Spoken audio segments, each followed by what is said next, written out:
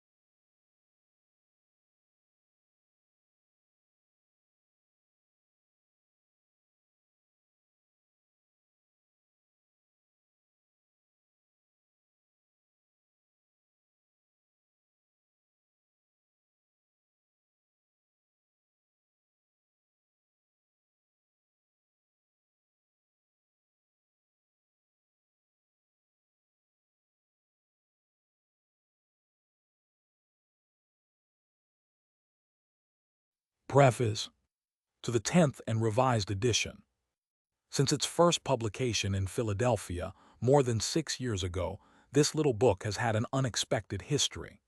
The Japanese reprint has passed through 8 editions, the present thus being its 10th appearance in the English language. Simultaneously with this will be issued an American and English edition through the publishing house of Messrs. George H. Putnam Sons of New York. In the meantime, Bushido has been translated into Marathi by Mr. Dev of Khandesh, into German by Fraulein Kaufmann of Hamburg, into Bohemian by Mr. Hora of Chicago, into Polish by the Society of Science and Life in Lemberg, although this Polish edition has been censured by the Russian government. It is now being rendered into Norwegian and into French. A Chinese translation is under contemplation. A Russian officer, now a prisoner in Japan, has a manuscript in Russian ready for the press. A part of the volume has been brought before the Hungarian public, and a detailed review, almost amounting to a commentary, has been published in Japanese. Full scholarly notes for the help of younger students have been compiled by my friend Mr. H. Sakurai, to whom I also owe much for his aid in other ways. I have been more than gratified to feel that my humble work has found sympathetic readers in widely separated circles, showing that the subject matter is of some interest to the world at large. Exceedingly flattering is the news that has reached me from official sources, that President Roosevelt has done it undeserved honor by reading it and distributing several dozens of copies among his friends. In making emendations and additions for the present edition, I have largely confined them to concrete examples. I still continue to regret, as I indeed have never ceased to do, my inability to add a chapter on filial piety, which is considered one of the 2 wheels of the chariot of Japanese ethics, loyalty being the other.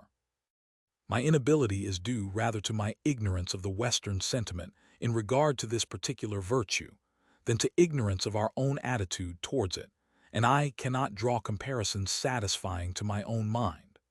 I hope one day to enlarge upon this and other topics at some length. All the subjects that are touched upon in these pages are capable of further amplification and discussion, but I do not now see my way clear to make this volume larger than it is. This preface would be incomplete and unjust if I were to omit the debt I owe to my wife for her reading of the proof sheets, for helpful suggestions, and, above all, for her constant encouragement. 1. N. Kyoto, 5th month 22nd, 1905.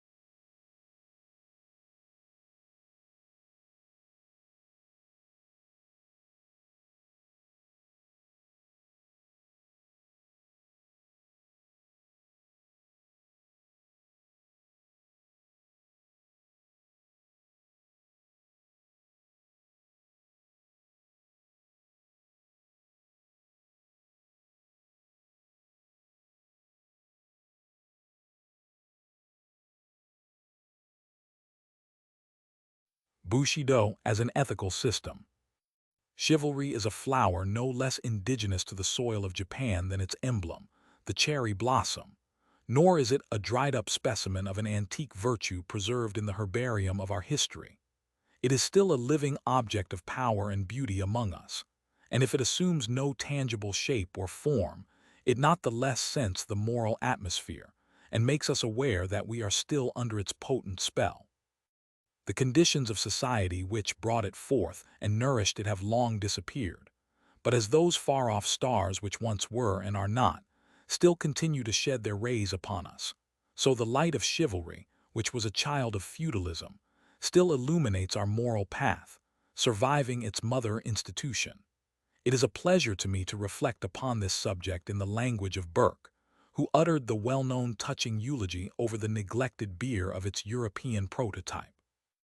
It argues a sad defect of information concerning the Far East, when so erudite a scholar as Dr. George Miller did not hesitate to affirm that chivalry, or any other similar institution, has never existed either among the nations of antiquity or among the modern Orientals. Such ignorance, however, is amply excusable, as the third edition of the good doctor's work appeared the same year that Commodore Perry was knocking at the portals of our exclusivism. More than a decade later, about the time that our feudalism was in the last throes of existence, Karl Marx, writing his Capital, called the attention of his readers to the peculiar advantage of studying the social and political institutions of feudalism, as then to be seen in living form only in Japan. I would likewise invite the Western historical and ethical student to the study of chivalry in the Japan of the present. Footnote 2, History Philosophically Illustrated, 3rd ed., 1853, Volume Roman 2, p. 2. Enticing as is a historical disquisition on the comparison between European and Japanese feudalism and chivalry, it is not the purpose of this paper to enter into it at length. My attempt is rather to relate, firstly, the origin and sources of our chivalry; secondly, its character and teaching; thirdly, its influence among the masses; and fourthly, the continuity and permanence of its influence. Of these several points, the first will be only brief and cursory, or else I should have to take my readers into the devious paths of our national history. The second will be dwelt upon at greater length, as being most likely to interest students of international ethics and comparative ethology in our ways of thought and action, and the rest will be dealt with as corollaries. The Japanese word which I have roughly rendered chivalry is, in the original, more expressive than horsemanship. Bushido means literally military knight ways, the ways which fighting nobles should observe in their daily life as well as in their vocation. In a word, the precepts of knighthood, the noblesse oblige of the warrior class. Having thus given its literal significance, I may be allowed henceforth to use the word in the original. The use of the original term is also advisable for this reason, that a teaching so circumscribed and unique, engendering a cast of mind and character so peculiar, so local, must wear the badge of its singularity on its face. Then, some words have a national timbre so expressive of race characteristics that the best of translators can do them but scant justice, not to say positive injustice and grievance. Who can improve by translation what the German Gemuth signifies, or who does not feel the difference between the two words verbally so closely allied as the English gentleman and the French gentilhomme? Bushido, then, is the code of moral principles which the knights were required or instructed to observe. It is not a written code. At best, it consists of a few maxims handed down from mouth to mouth, or coming from the pen of some well-known warrior or savant. More frequently it is a code unuttered and unwritten, possessing all the more the powerful sanction of veritable deed, and of a law written on the fleshly tablets of the heart. It was founded not on the creation of one brain, however able, or on the life of a single personage, however renowned. It was an organic growth of decades and centuries of military career. It perhaps fills the same position in the history of ethics that the English Constitution does in political history, yet it has had nothing to compare with the Magna Charta or the Habeas Corpus Act. True, early in the 17th century military statutes, Buquet-Haddo, were promulgated, but their 13 short articles were taken up mostly with marriages, castles, leagues, etc., and didactic regulations were but meagerly touched upon. We cannot, therefore, point out any definite time and place and say, here is its fountainhead. Only as it attains consciousness in the feudal age, its origin in respect to time may be identified with feudalism. But feudalism itself is woven of many threads, and Bushido shares its intricate nature. As in England, the political institutions of feudalism may be said to date from the Norman conquest, so we may say that in Japan its rise was simultaneous with the ascendancy of Yoritomo, late in the 12th century. As, however, in England, we find the social elements of feudalism far back in the period previous to William the Conqueror. So, too, the germs of feudalism in Japan had been long existent before the period I have mentioned. Again, in Japan as in Europe, when feudalism was formally inaugurated, the professional class of warriors naturally came into prominence. These were known as samurai, meaning literally like the Old English sine, necked knight, guards or attendants, resembling in character the soldiery whom Caesar mentioned as existing in Aquitania, or the comitati who, according to Tacitus, followed Germanic chiefs in his time. Or to take a still later parallel, the milits medii that one reads about in the history of medieval Europe. A Sinico-Japanese word buke or bushi, fighting knights, was also adopted in common use. They were a privileged class and must originally have been a rough breed who made fighting their vocation. This class was naturally recruited in a long period of constant warfare from the manliest and the most adventurous, and all the while the process of elimination went on, the timid and the feeble being sorted out, and only a rude race, all masculine with brutish strength, to borrow Emerson's phrase, surviving to form families and the ranks of the samurai. Coming to profess great honor and great privileges, and correspondingly great responsibilities, they soon felt the need of a common standard of behavior, especially as they were always on a belligerent footing and belonged to different clans. Just as physicians limit competition among themselves by professional courtesy, just as lawyers sit in courts of honor in cases of violated etiquette, so must also warriors possess some resort for final judgment on their misdemeanors. Fair play in fight. What fertile germs of morality lie in this primitive sense of savagery in childhood? Is it not the root of all military and civic virtues? We smile, as if we had outgrown it, at the boyish desire of the small Britisher, Tom Brown, to leave behind him the name of a fellow who never bullied a little boy or turned his back on a big one. And yet, who does not know that this desire is the cornerstone on which moral structures of mighty dimensions can be reared? May I not go even so far as to say that the gentlest and most peace-loving of religions endorses this aspiration? This desire of Tom's is the basis on which the greatness of England is largely built, and it will not take us long to discover that Bushido does not stand on a lesser pedestal. If fighting in itself, be it offensive or defensive, is, as Quakers rightly testify, brutal and wrong, we can still say with Lessing, we know from what failings our virtue springs. Sneaks and cowards are epithets of the worst opprobrium to healthy, simple natures. Childhood begins life with these notions, and knighthood also. But as life grows larger and its relations many-sided, the early faith seeks sanction from higher authority and more rational sources for its own justification, satisfaction, and development.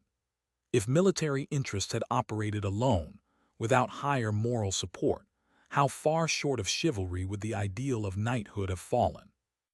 In Europe, Christianity, interpreted with concessions convenient to chivalry, infused it nevertheless with spiritual data. Religion, war, and glory were the three souls of a perfect Christian knight, says Lamartine. In Japan there were several.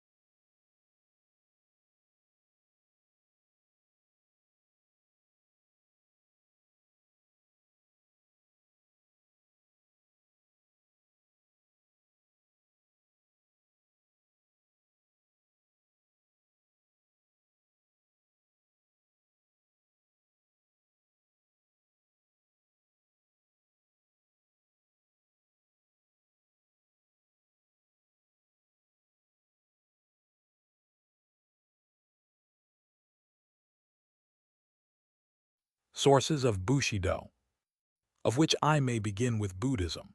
It furnished a sense of calm trust in fate, a quiet submission to the inevitable, that stoic composure in sight of danger or calamity, that disdain of life and friendliness with death. A foremost teacher of swordsmanship, when he saw his pupil master the utmost of his art, told him, "Beyond this my instruction must give way to Zen teaching." Zen is the Japanese equivalent for the dhyana, which represents human effort to reach through meditation zones of thought beyond the range of verbal expression. Its method is contemplation, and its purport, as far as I understand it, to be convinced of a principle that underlies all phenomena, and if it can, of the absolute itself, and thus to put oneself in harmony with this absolute.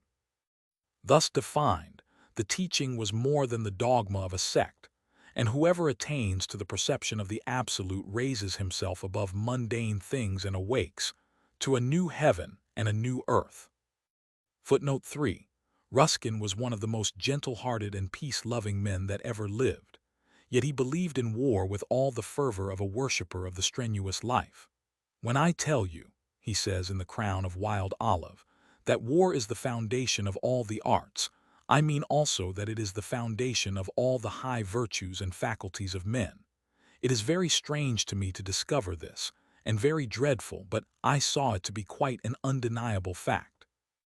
I found, in brief, that all great nations learned their truth of word and strength of thought in war, that they were nourished in war and wasted by peace, taught by war and deceived by peace, trained by war and betrayed by peace.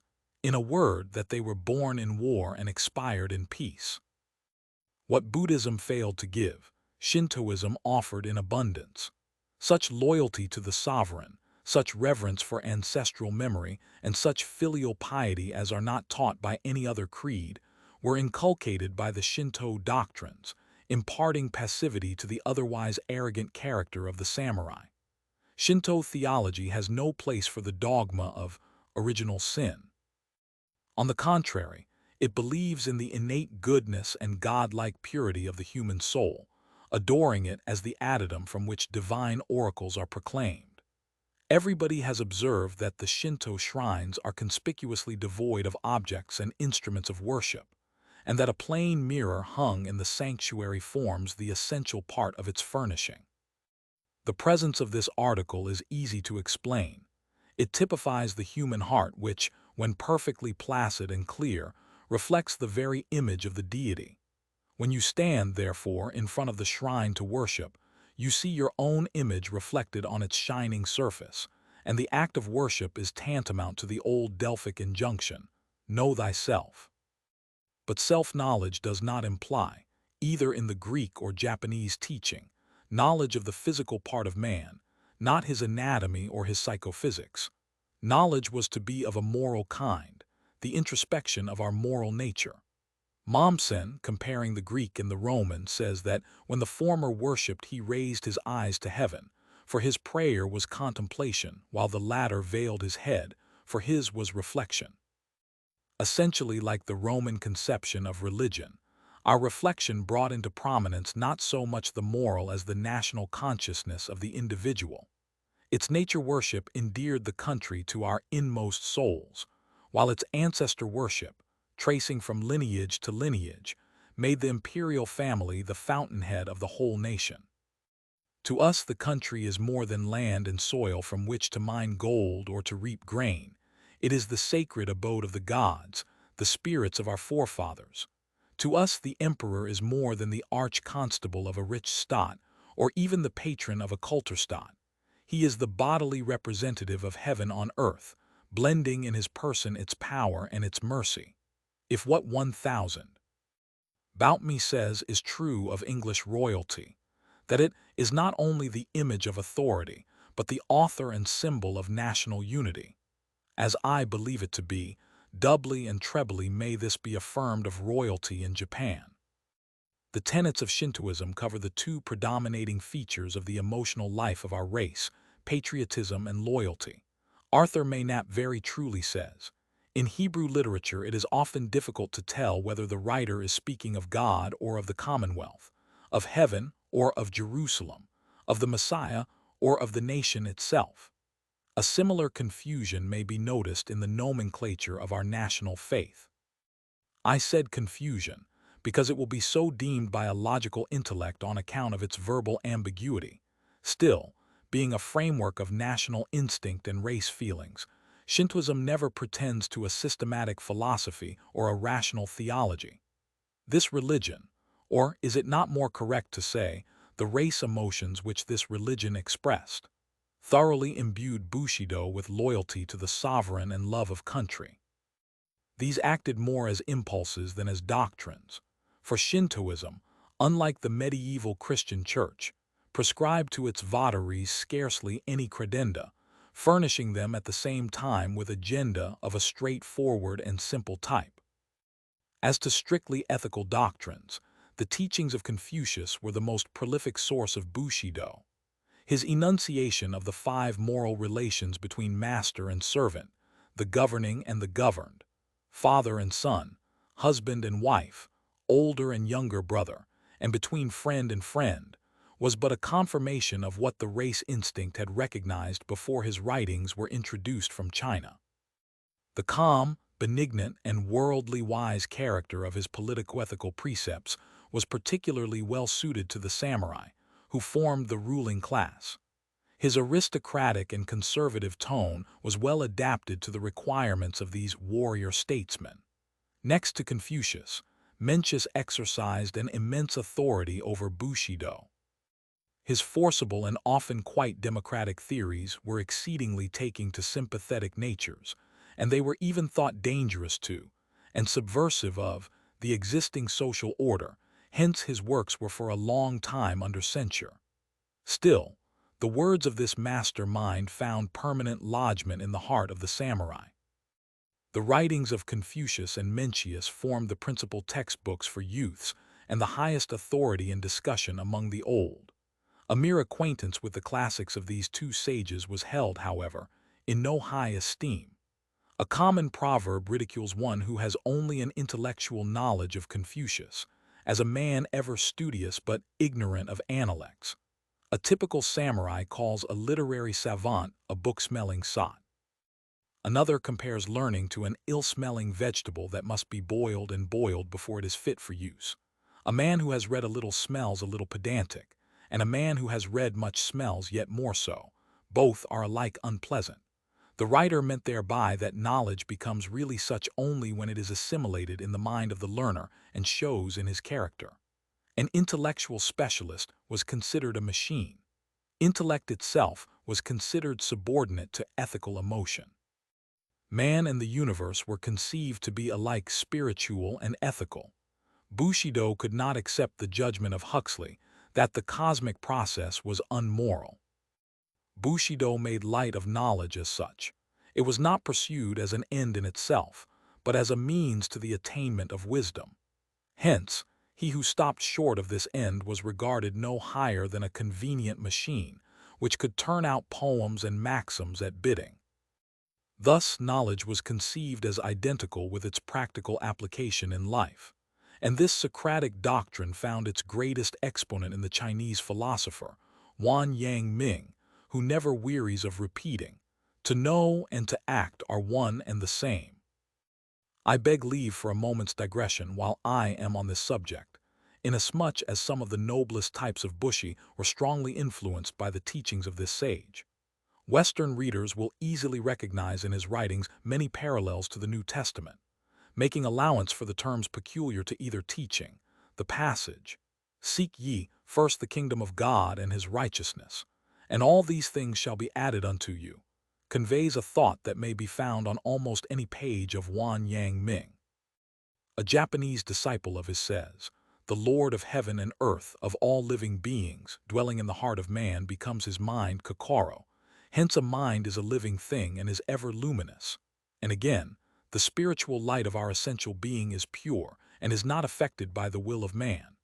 Spontaneously springing up in our mind, it shows what is right and wrong. It is then called conscience. It is even the light that proceedeth from the God of heaven." How very much do these words sound like some passages from Isaac Pennington or other philosophically mystics. I am inclined to think that the Japanese mind, as expressed in the simple tenets of the Shinto religion, was particularly open to the reception of Yang Ming's precepts. He carried his doctrine of the infallibility of conscience to extreme transcendentalism, attributing to it the faculty to perceive not only the distinction between right and wrong, but also the nature of psychical facts and physical phenomena. He went as far as, if not farther than, Berkeley and Fichte, in idealism, denying the existence of things outside of human ken.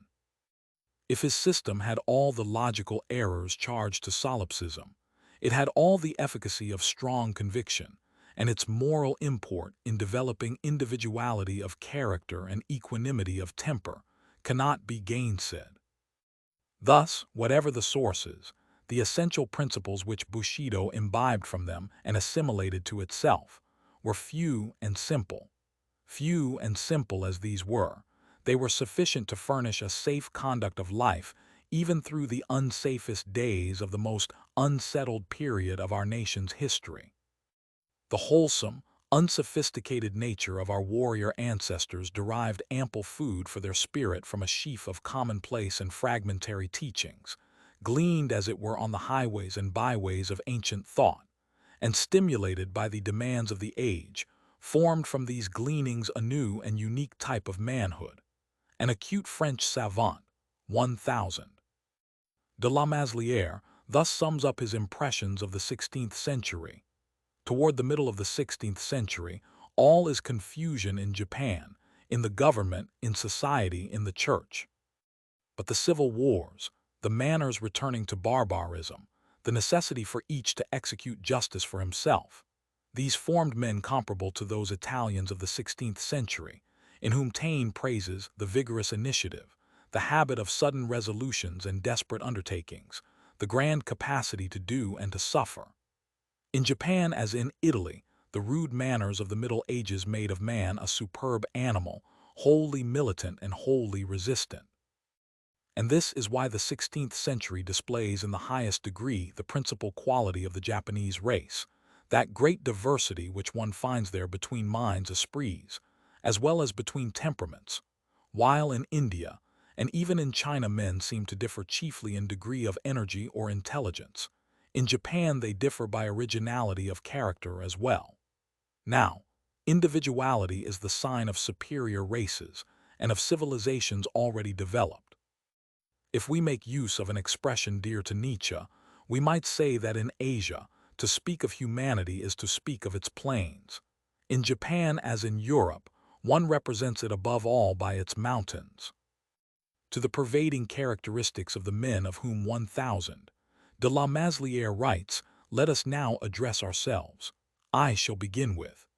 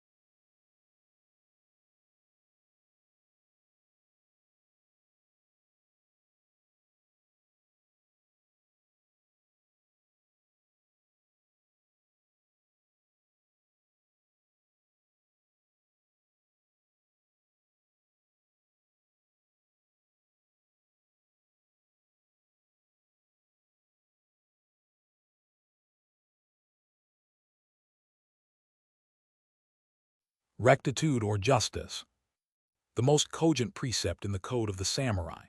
Nothing is more loathsome to him than underhand dealings and crooked undertakings. The conception of rectitude may be erroneous, it may be narrow.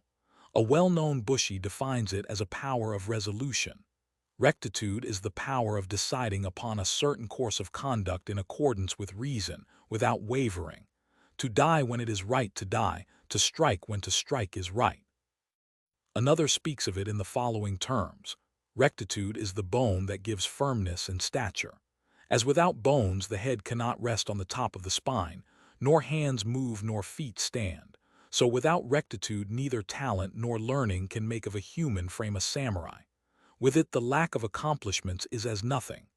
Mencius calls benevolence man's mind, and rectitude or righteousness his path.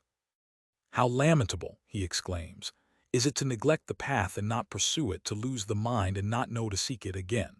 When men's fowls and dogs are lost, they know to seek for them again, but they lose their mind and do not know to seek for it. Have we not here, as in a glass darkly, a parable propounded 300 years later in another clime and by a greater teacher, who called himself the way of righteousness, through whom the lost could be found? But I stray from my point. Righteousness, according to Mencius, is a straight and narrow path which a man ought to take to regain the lost paradise. Even in the latter days of feudalism, when the long continuance of peace brought leisure into the life of the warrior class, and with it dissipations of all kinds and gentle accomplishments, the epithet Jishi, a man of rectitude, was considered superior to any name that signified mastery of learning or art. The 47 faithfuls, of whom so much is made in our popular education, are known in common parlance as the 47 Jishi.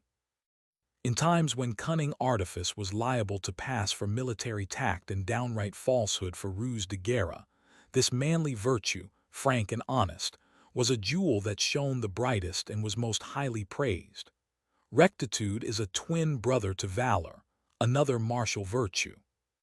But before proceeding to speak of valor, let me linger a little while on what I may term a derivation from rectitude, which, at first deviating slightly from its original, became more and more removed from it, until its meaning was perverted in the popular acceptance.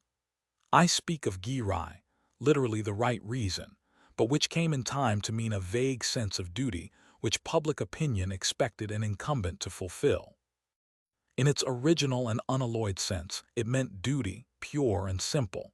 Hence, we speak of the jiri we owe to parents, to superiors, to inferiors, to society at large, and so forth. In these instances, jiri is duty. For what else is duty than what right reason demands and commands us to do? Should not right reason be our categorical imperative? Jiri primarily meant no more than duty, and I dare say its etymology was derived from the fact that in our conduct, say to our parents, though love should be the only motive, lacking that, there must be some other authority to enforce filial piety, and they formulated this authority in jiri. Very rightly did they formulate this authority, jiri, since if love does not rush to deeds of virtue, recourse must be had to man's intellect, and his reason must be quickened to convince him of the necessity of acting aright. The same is true of any other moral obligation. The instant duty becomes onerous, right reason steps in to prevent our shirking it. Jiri, thus understood, is a severe taskmaster with a birch-rod in his hand to make sluggards perform their part. It is a secondary power in ethics. As a motive, it is infinitely inferior to the Christian doctrine of love, which should be the law. I deem it a product of the conditions of an artificial society, of a society in which accident of birth and unmerited favor instituted class distinctions, in which the family was the social unit, in which seniority of age was of more account than superiority of talents, in which natural affections had often to succumb before arbitrary man-made customs. Because of this very artificiality, jiri in time degenerated into a vague sense of propriety called up to explain this and sanction that, as for example, why a mother must, if need be, sacrifice all her other children in order to save the firstborn, or why a daughter must sell her chastity to get funds to pay for the father's dissipation, and the like. Starting as right reason, jiri has, in my opinion, often stooped to casuistry. It has even degenerated into cowardly fear of censure. I might say of jiri what Scott wrote of patriotism, that, as it is the fairest, so it is often the most suspicious, mask of other feelings. Carried beyond or below right reason, Jiri became a monstrous misnomer. It harbored under its wings every sort of sophistry and hypocrisy. It might easily have been turned into a nest of cowardice if Bushido had not a keen and correct sense of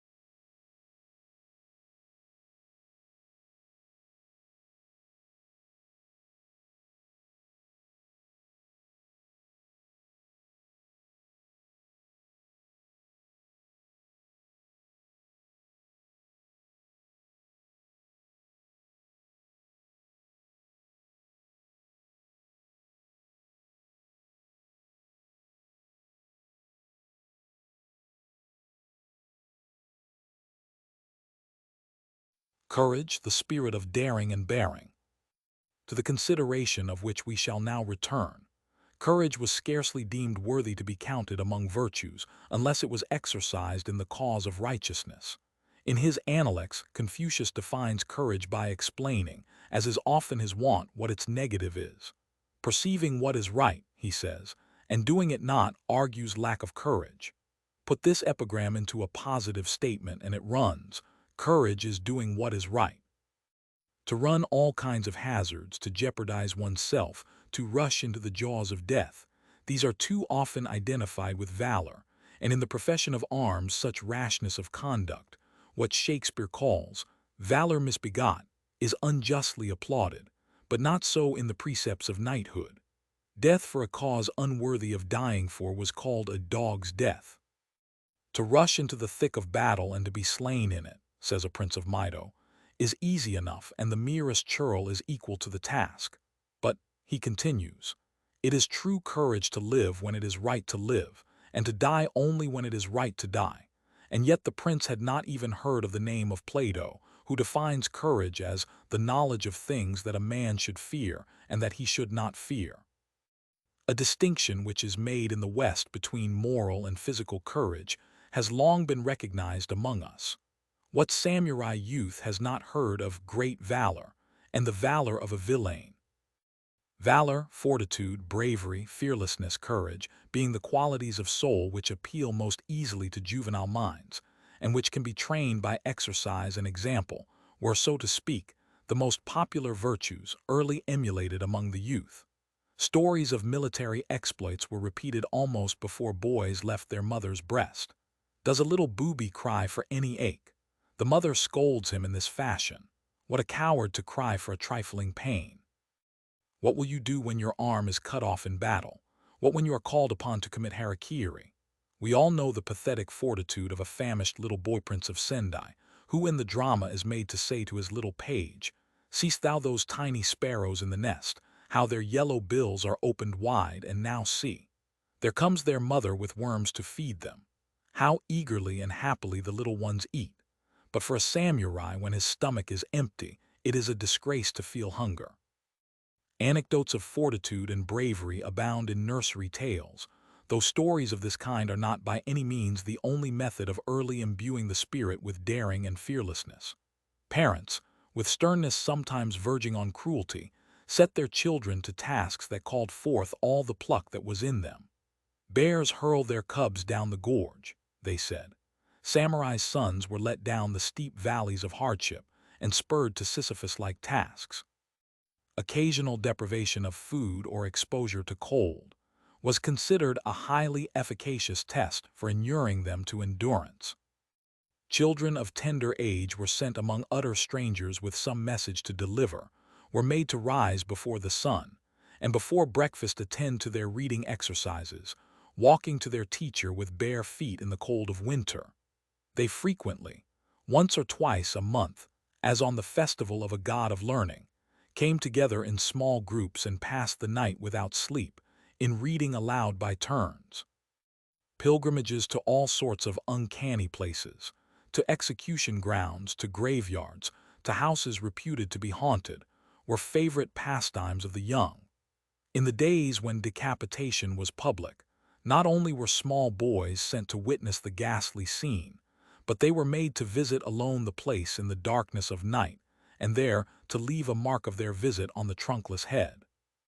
Does this ultra-Spartan system of drilling the nerves strike the modern pedagogist with horror and doubt? Doubt whether the tendency would not be brutalizing, nipping in the bud the tender emotions of the heart. Let us see what other concepts Bushido had of valor. The spiritual aspect of valor is evidenced by composure, calm presence of mind. Tranquility is courage in repose. It is a statical manifestation of valor as daring deeds are dynamical. A truly brave man is ever serene. He is never taken by surprise. Nothing ruffles the equanimity of his spirit. In the heat of battle he remains cool. In the midst of catastrophes he keeps level his mind. Earthquakes do not shake him. He laughs at storms. We admire him as truly great, who, in the menacing presence of danger or death, retains his self-possession, who, for instance, can compose a poem under impending peril or hum a strain in the face of death. Such indulgence, betraying no tremor in the writing or in the voice, is taken as an infallible index of a large nature, of what we call a capacious mind, yoyu, which, from being pressed or crowded, has always room for something more. It passes current among us as a piece of authentic history, that as Oda Dakin, the great builder of the castle of Tokyo, was pierced through with a spear. His assassin, knowing the poetical predilection of his victim, accompanied his thrust with this couplet. Ah, how in moments like these our heart doth grudge the light of life. Whereupon the expiring hero, not one whit daunted by the mortal wound in his side, added the lines. Had not in hours of peace it learned to lightly look on life. There is even a sportive element in a courageous nature. Things which are serious to ordinary people may be but play to the valiant. Hence in old warfare it was not at all rare for the parties to a conflict to exchange repartee or to begin a rhetorical contest. Combat was not solely a matter of brute force. It was, as well, an intellectual engagement. Of such character was the battle fought on the bank of the Koromo River, late in the 11th century. The Eastern army routed, its leader Sadato took to flight. When the pursuing general pressed him hard and called aloud, "It is a disgrace for a warrior to show his back to the enemy," Sadato reined his horse. Upon this, the conquering chief shouted an impromptu verse. Torn into shreds is the warp of the cloth, Korome. Scarcely had the words escaped his lips when the defeated warrior, undismayed, completed the couplet. Since age has worn its threads by use. Yashi, whose bow had all the while been bent, suddenly unstrung it and turned away, leaving his prospective victim to do as he pleased. When asked the reason of his strange behavior, he replied that he could not bear to put to shame one who had kept his presence of mind while hotly pursued by his enemy. The sorrow which overtook Antony and Octavius at the death of Brutus has been the general experience of brave men. Kenshin, who fought for 14 years with Shinjin, when he heard of the latter's death, wept aloud at the loss of the best of enemies. It was this same Kenshin who had set a noble example for all time in his treatment of Shinjin, whose provinces lay in a mountainous region quite away from the sea, and who had consequently depended upon the Hojo provinces of the Takedo for salt. The Hojo prince, wishing to weaken him, although not openly at war with him, had cut off from Shinjin all traffic in this important article. Kenshin, hearing of his enemy's dilemma and able to obtain his salt from the coast of his own dominions, wrote Shinjin that in his opinion the Hojo lord had committed a very mean act, and that although he, Kenshin, was at war with him, Shinjin, he had ordered his subjects to furnish him with plenty of salt adding, "I do not fight with salt, but with the sword," affording more than a parallel to the words of Camillus, "We Romans do not fight with gold, but with iron." Nietzsche spoke for the samurai heart when he wrote, "You are to be proud of your enemy. Then, the success of your enemy is your success also." Indeed, valor and honor alike required that we should own as enemies in war only such as prove worthy of being friends in peace. When valor attains this height, it becomes akin to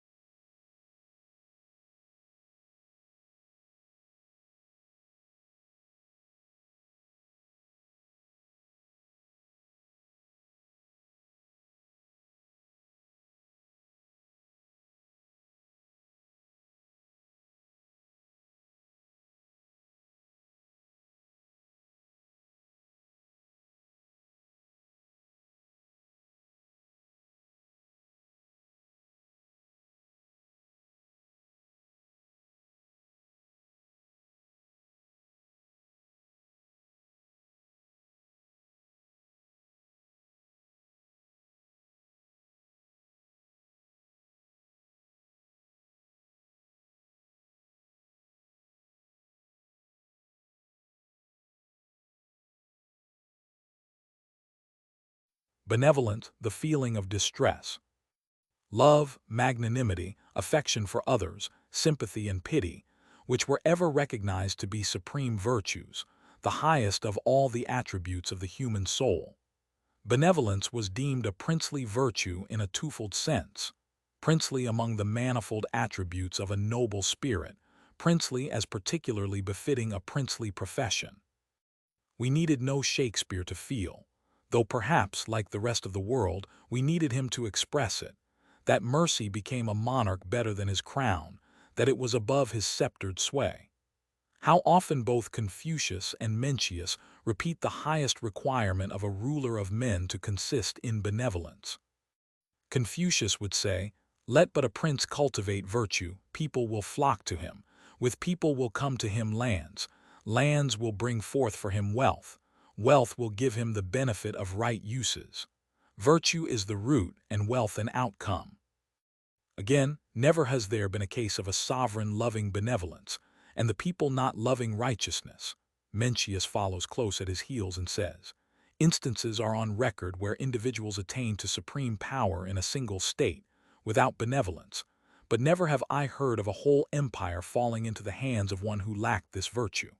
Also, it is impossible that anyone should become ruler of the people to whom they have not yielded the subjection of their hearts.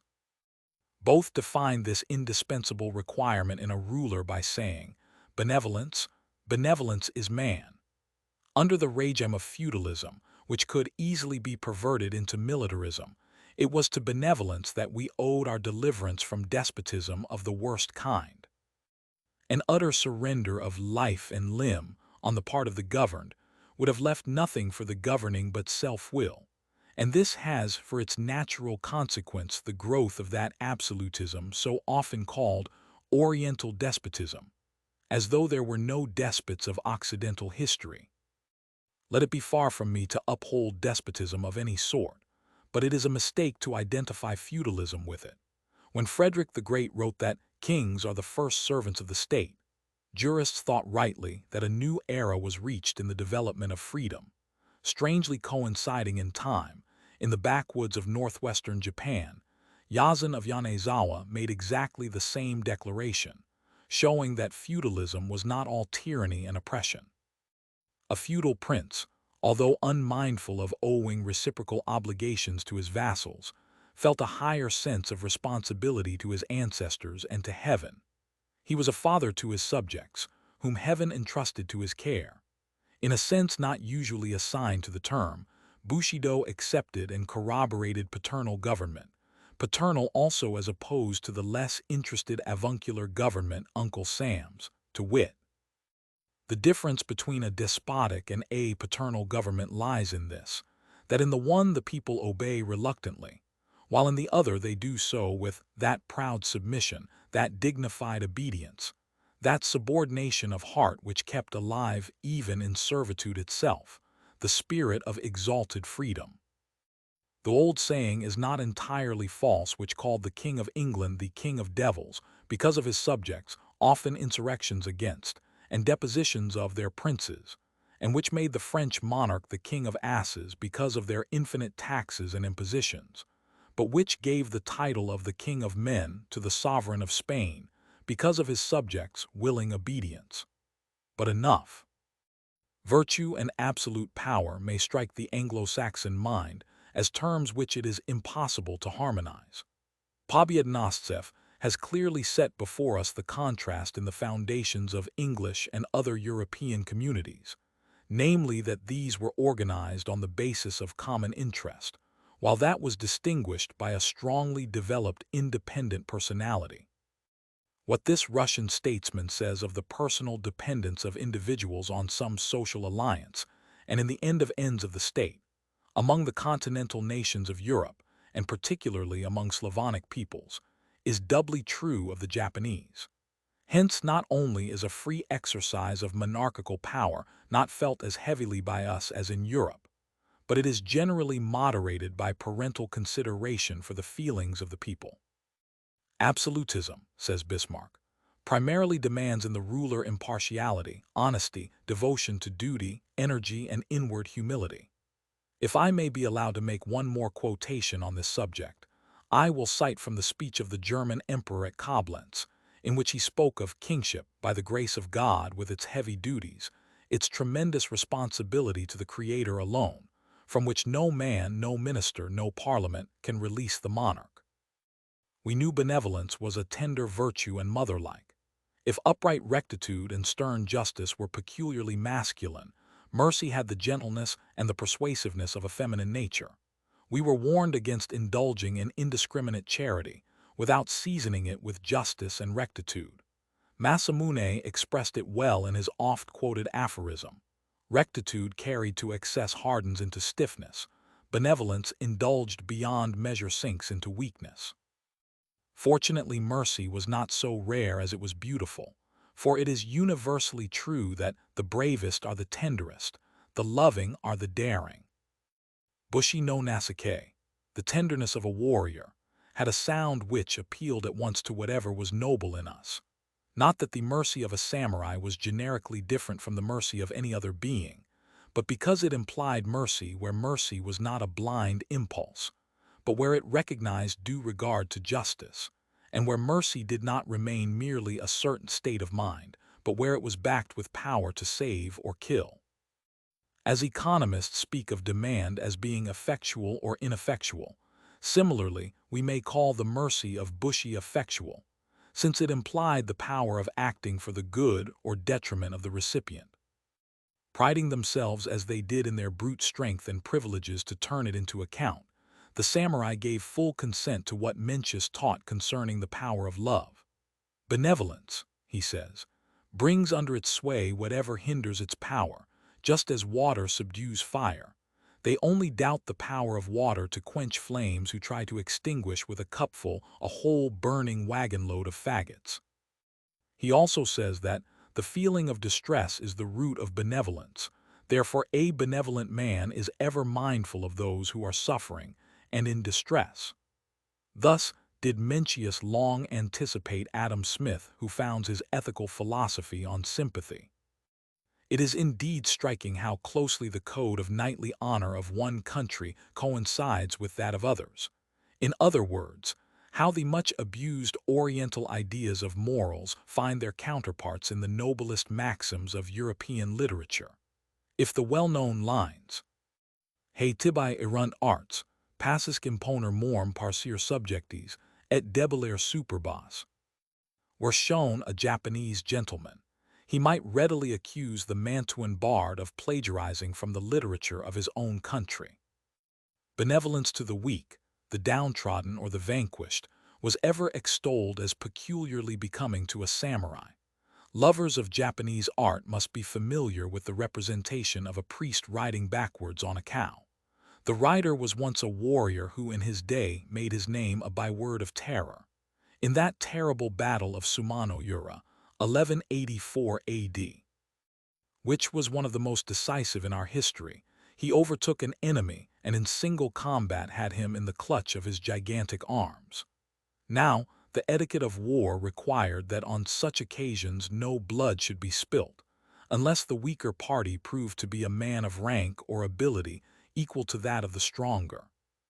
The grim combatant would have the name of the man under him, but he refusing to make it known, his helmet was ruthlessly torn off, when the sight of a juvenile face, fair and beardless, made the astonished knight relax his hold. Helping the youth to his feet, in paternal tones he bade the stripling go. Off, young prince, to thy mother's side. The sword of Kumage shall never be tarnished by a drop of thy blood. Haste and flee o'er yon pass before thy enemies come in sight. The young warrior refused to go and begged Kumage, for the honor of both, to dispatch him on the spot. Above the hoary head of the veteran gleams the cold blade, which many a time before has sundered the cords of life, but his stout heart quails. There flashes athwart his mental eye the vision of his own boy, who this self-same day marched to the sound of bugle to try his maiden arms. The strong hand of the warrior quivers. Again he begs his victim to flee for his life. Finding all his entreaties vain and hearing the approaching steps of his comrades, he exclaims, "If thou art overtaken, thou mayest fall at a more ignoble hand than mine. O thou infinite, receive his soul." In an instant the sword flashes in the air, and when it falls it is red with adolescent blood. When the war is ended, we find our soldier returning in triumph, but little cares he now for honor or fame. He renounces his warlike career, shaves his head, dons a priestly garb, devotes the rest of his days to holy pilgrimage, never turning his back to the west, where lies the paradise whence salvation comes, and whither the sun hastes daily for his rest. Critics may point out flaws in this story, which is casuistically vulnerable. Let it be. All the same it shows that tenderness, pity, and love were traits which adorned the most sanguinary exploits of the samurai. It was an old maxim among them that it becometh not the fowler to slay the bird which takes refuge in his bosom. This in a large measure explains why the Red Cross movement, considered peculiarly Christian, so readily found a firm footing among us. For decades before we heard of the Geneva Convention, Bacon, our greatest novelist, had familiarized us with the medical treatment of a fallen foe. In the Principality of Satsuma, noted for its martial spirit and education, the custom prevailed for young men to practice music, not the blast of trumpets or the beat of drums, those clamorous harbingers of blood and death, stirring us to imitate the actions of a tiger, but sad and tender melodies on the biwa, soothing our fiery spirits, drawing our thoughts away from scent of blood and scenes of carnage. Polybius tells us of the constitution of Arcadia, which required all youths under 30 to practice music, in order that this gentle art might alleviate the rigors of that inclement region. It is to its influence that he attributes the absence of cruelty in that part of the Arcadian mountains. Nor was Satsuma the only place in Japan where gentleness was inculcated among the warrior class. A prince of Shirakawa jots down his random thoughts, and among them is the following: "Though they come stealing to your bedside in the silent watches of the night, drive not away, but rather cherish these: the fragrance of flowers, the sound of distant bells, the insect humming of a frosty night." And again, "Though they may wound your feelings, these three you have only to forgive: the breeze that scatters your flowers, the cloud that hides your moon, and the man who tries to pick quarrels with you." It was ostensibly to express, but actually to cultivate, these gentler emotions that the writing of verses was encouraged. Our poetry has therefore a strong undercurrent of pathos and tenderness. A well-known anecdote of a rustic samurai illustrates a case in point. When he was told to learn versification, and the warbler's notes was given him for the subject of his first attempt, his fiery spirit rebelled, and he flung at the feet of his master this uncouth production, which ran. Footnote 10. The Uguisu or warbler, sometimes called the nightingale of Japan. The brave warrior keeps apart the ear that might listen to the warbler's song. His master, undaunted by the crude sentiment, continued to encourage the youth, until one day the music of his soul was awakened to respond to the sweet notes of the Uguisu, and he wrote, "Stands the warrior, mailed and strong, to hear the Uguisu's song, warbled sweet the trees among." We admire and enjoy the heroic incident in Corner's short life, when, as he lay wounded on the battlefield, he scribbled his famous "Farewell to Life." Incidents of a similar kind were not at all unusual in our warfare. Our pithy, epigrammatic poems were particularly well suited to the improvisation of a single sentiment. Everybody of any education was either a poet or a poetaster. Not infrequently a marching soldier might be seen to halt, take his writing utensils from his belt, and compose an ode, and such papers were found afterward in the helmets or the breastplates, when these were removed from their lifeless wearers. What Christianity has done in Europe toward rousing compassion in the midst of belligerent horrors, love of music and letters has done in Japan. The cultivation of tender feelings breeds considerate regard for the sufferings of others. Modesty and complacence, actuated by respect for others' feelings, are at the root of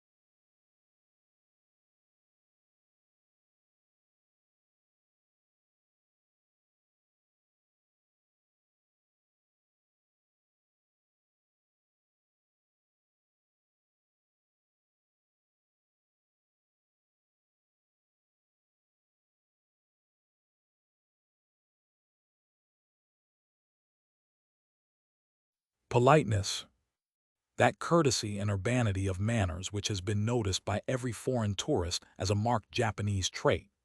Politeness is a poor virtue if it is actuated only by a fear of offending good taste, whereas it should be the outward manifestation of a sympathetic regard for the feelings of others.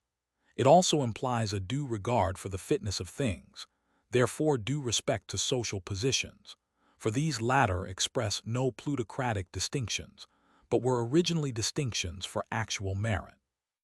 In its highest form, politeness almost approaches love. We may reverently say, politeness suffereth long and is kind, envieth not, vaunteth not itself, is not puffed up, doth not behave itself unseemly, seeketh not her own, is not easily provoked, taketh not account of evil. Is it any wonder that Professor Dean, in speaking of the 6 elements of humanity, accords to politeness an exalted position, inasmuch as it is the ripest fruit of social intercourse? While thus extolling politeness, far be it from me to put it in the front rank of virtues. If we analyze it, we shall find it correlated with other virtues of a higher order. For what virtue stands alone, while, or rather because, it was exalted as peculiar to the profession of arms, and as such esteemed in a degree higher than its deserts, there came into existence its counterfeits. Confucius himself has repeatedly taught that external appurtenances are as little a part of propriety as sounds are of music. When propriety was elevated to the sine qua non of social intercourse, it was only to be expected that an elaborate system of etiquette should come into vogue to train youth in correct social behavior. How one must bow in accosting others, how he must walk and sit, were taught and learned with utmost care. Table manners grew to be a science. Tea serving and drinking were raised to a ceremony. A man of education is, of course, expected to be master of all these. Very fitly does Mr. Veblen in his interesting book call decorum a product and an exponent of the leisure class life. I have heard slighting remarks made by Europeans upon our elaborate discipline of politeness. It has been criticized as absorbing too much of our thought, and in so far a folly to observe strict obedience to it. I admit that there may be unnecessary niceties in ceremonious etiquette, but whether it partakes as much of folly as the adherence to ever-changing fashions of the West is a question not very clear to my mind. Even fashions I do not consider solely as freaks of vanity. On the contrary, I look upon these as a ceaseless search of the human mind for the beautiful. Much less do I consider elaborate ceremony as altogether trivial, for it denotes the result of long observation as to the most appropriate method of achieving a certain result. If there is anything to do, there is certainly a best way to do it, and the best way is both the most economical and the most graceful. Mr. Spencer defines grace as the most economical manner of motion. The tea ceremony presents certain definite ways of manipulating a bowl, a spoon, a napkin, etc. To a novice it looks tedious. But one soon discovers that the way prescribed is, after all, the most saving of time and labor. In other words, the most economical use of force. Hence, according to Spencer's dictum, the most graceful. The spiritual significance of social decorum, or, I might say, to borrow from the vocabulary of the philosophy of clothes, the spiritual discipline of which etiquette and ceremony are mere outward garments, is out of all proportion to what their appearance warrants us in believing. I might follow the example of Mr. Spencer and trace in our ceremonial institutions their origins and the moral motives that gave rise to them, but that is not what I shall endeavor to do in this book. It is the moral training involved in strict observance of propriety that I wish to emphasize. I have said that etiquette was elaborated into the finest niceties, so much so that different schools advocating different systems came into existence, but they all united in the ultimate essential, and this was put by a great exponent of the best-known school of etiquette, the Ogasawara, in the following terms. The end of all etiquette is to so cultivate your mind that even when you are quietly seated, not the roughest ruffian can dare make onset on your person. It means, in other words, that by constant exercise in correct manners, one brings all the parts and faculties of his body into perfect order and into such harmony with itself and its environment as to express the mastery of spirit over the flesh. What a new and deep significance the French word bienséance comes thus to contain. If the premise is true that gracefulness means economy of force, then it follows as a logical sequence that a constant practice of graceful deportment must bring with it a reserve and storage of force. Fine manners, therefore, mean power in repose. When the barbarian Gauls, during the sack of Rome, burst into the assembled Senate and dared pull the beards of the venerable fathers, we think the old gentlemen were to blame, inasmuch as they lacked dignity and strength of manners. Is lofty spiritual attainment really possible through etiquette? Why not? All roads lead to Rome. As an example of how the simplest thing can be made into an art and then become spiritual culture, I may take Chan-O-Yu, the tea ceremony, tea sipping as a fine art. Why should it not be? In the children drawing pictures on the sand, or in the savage carving on a rock, was the promise of a Raphael or a Michelangelo. How much more is the drinking of a beverage, which began with the transcendental contemplation of a Hindu anchorite, entitled to develop into a handmaid of religion and morality. That calmness of mind, that serenity of temper, that composure and quietness of demeanor, which are the first essentials of Chan-O-Yu, are without doubt the first conditions of right thinking and right feeling. The scrupulous cleanliness of the little room, shut off from sight and sound of the madding crowd, is in itself conducive to direct one's thoughts from the world.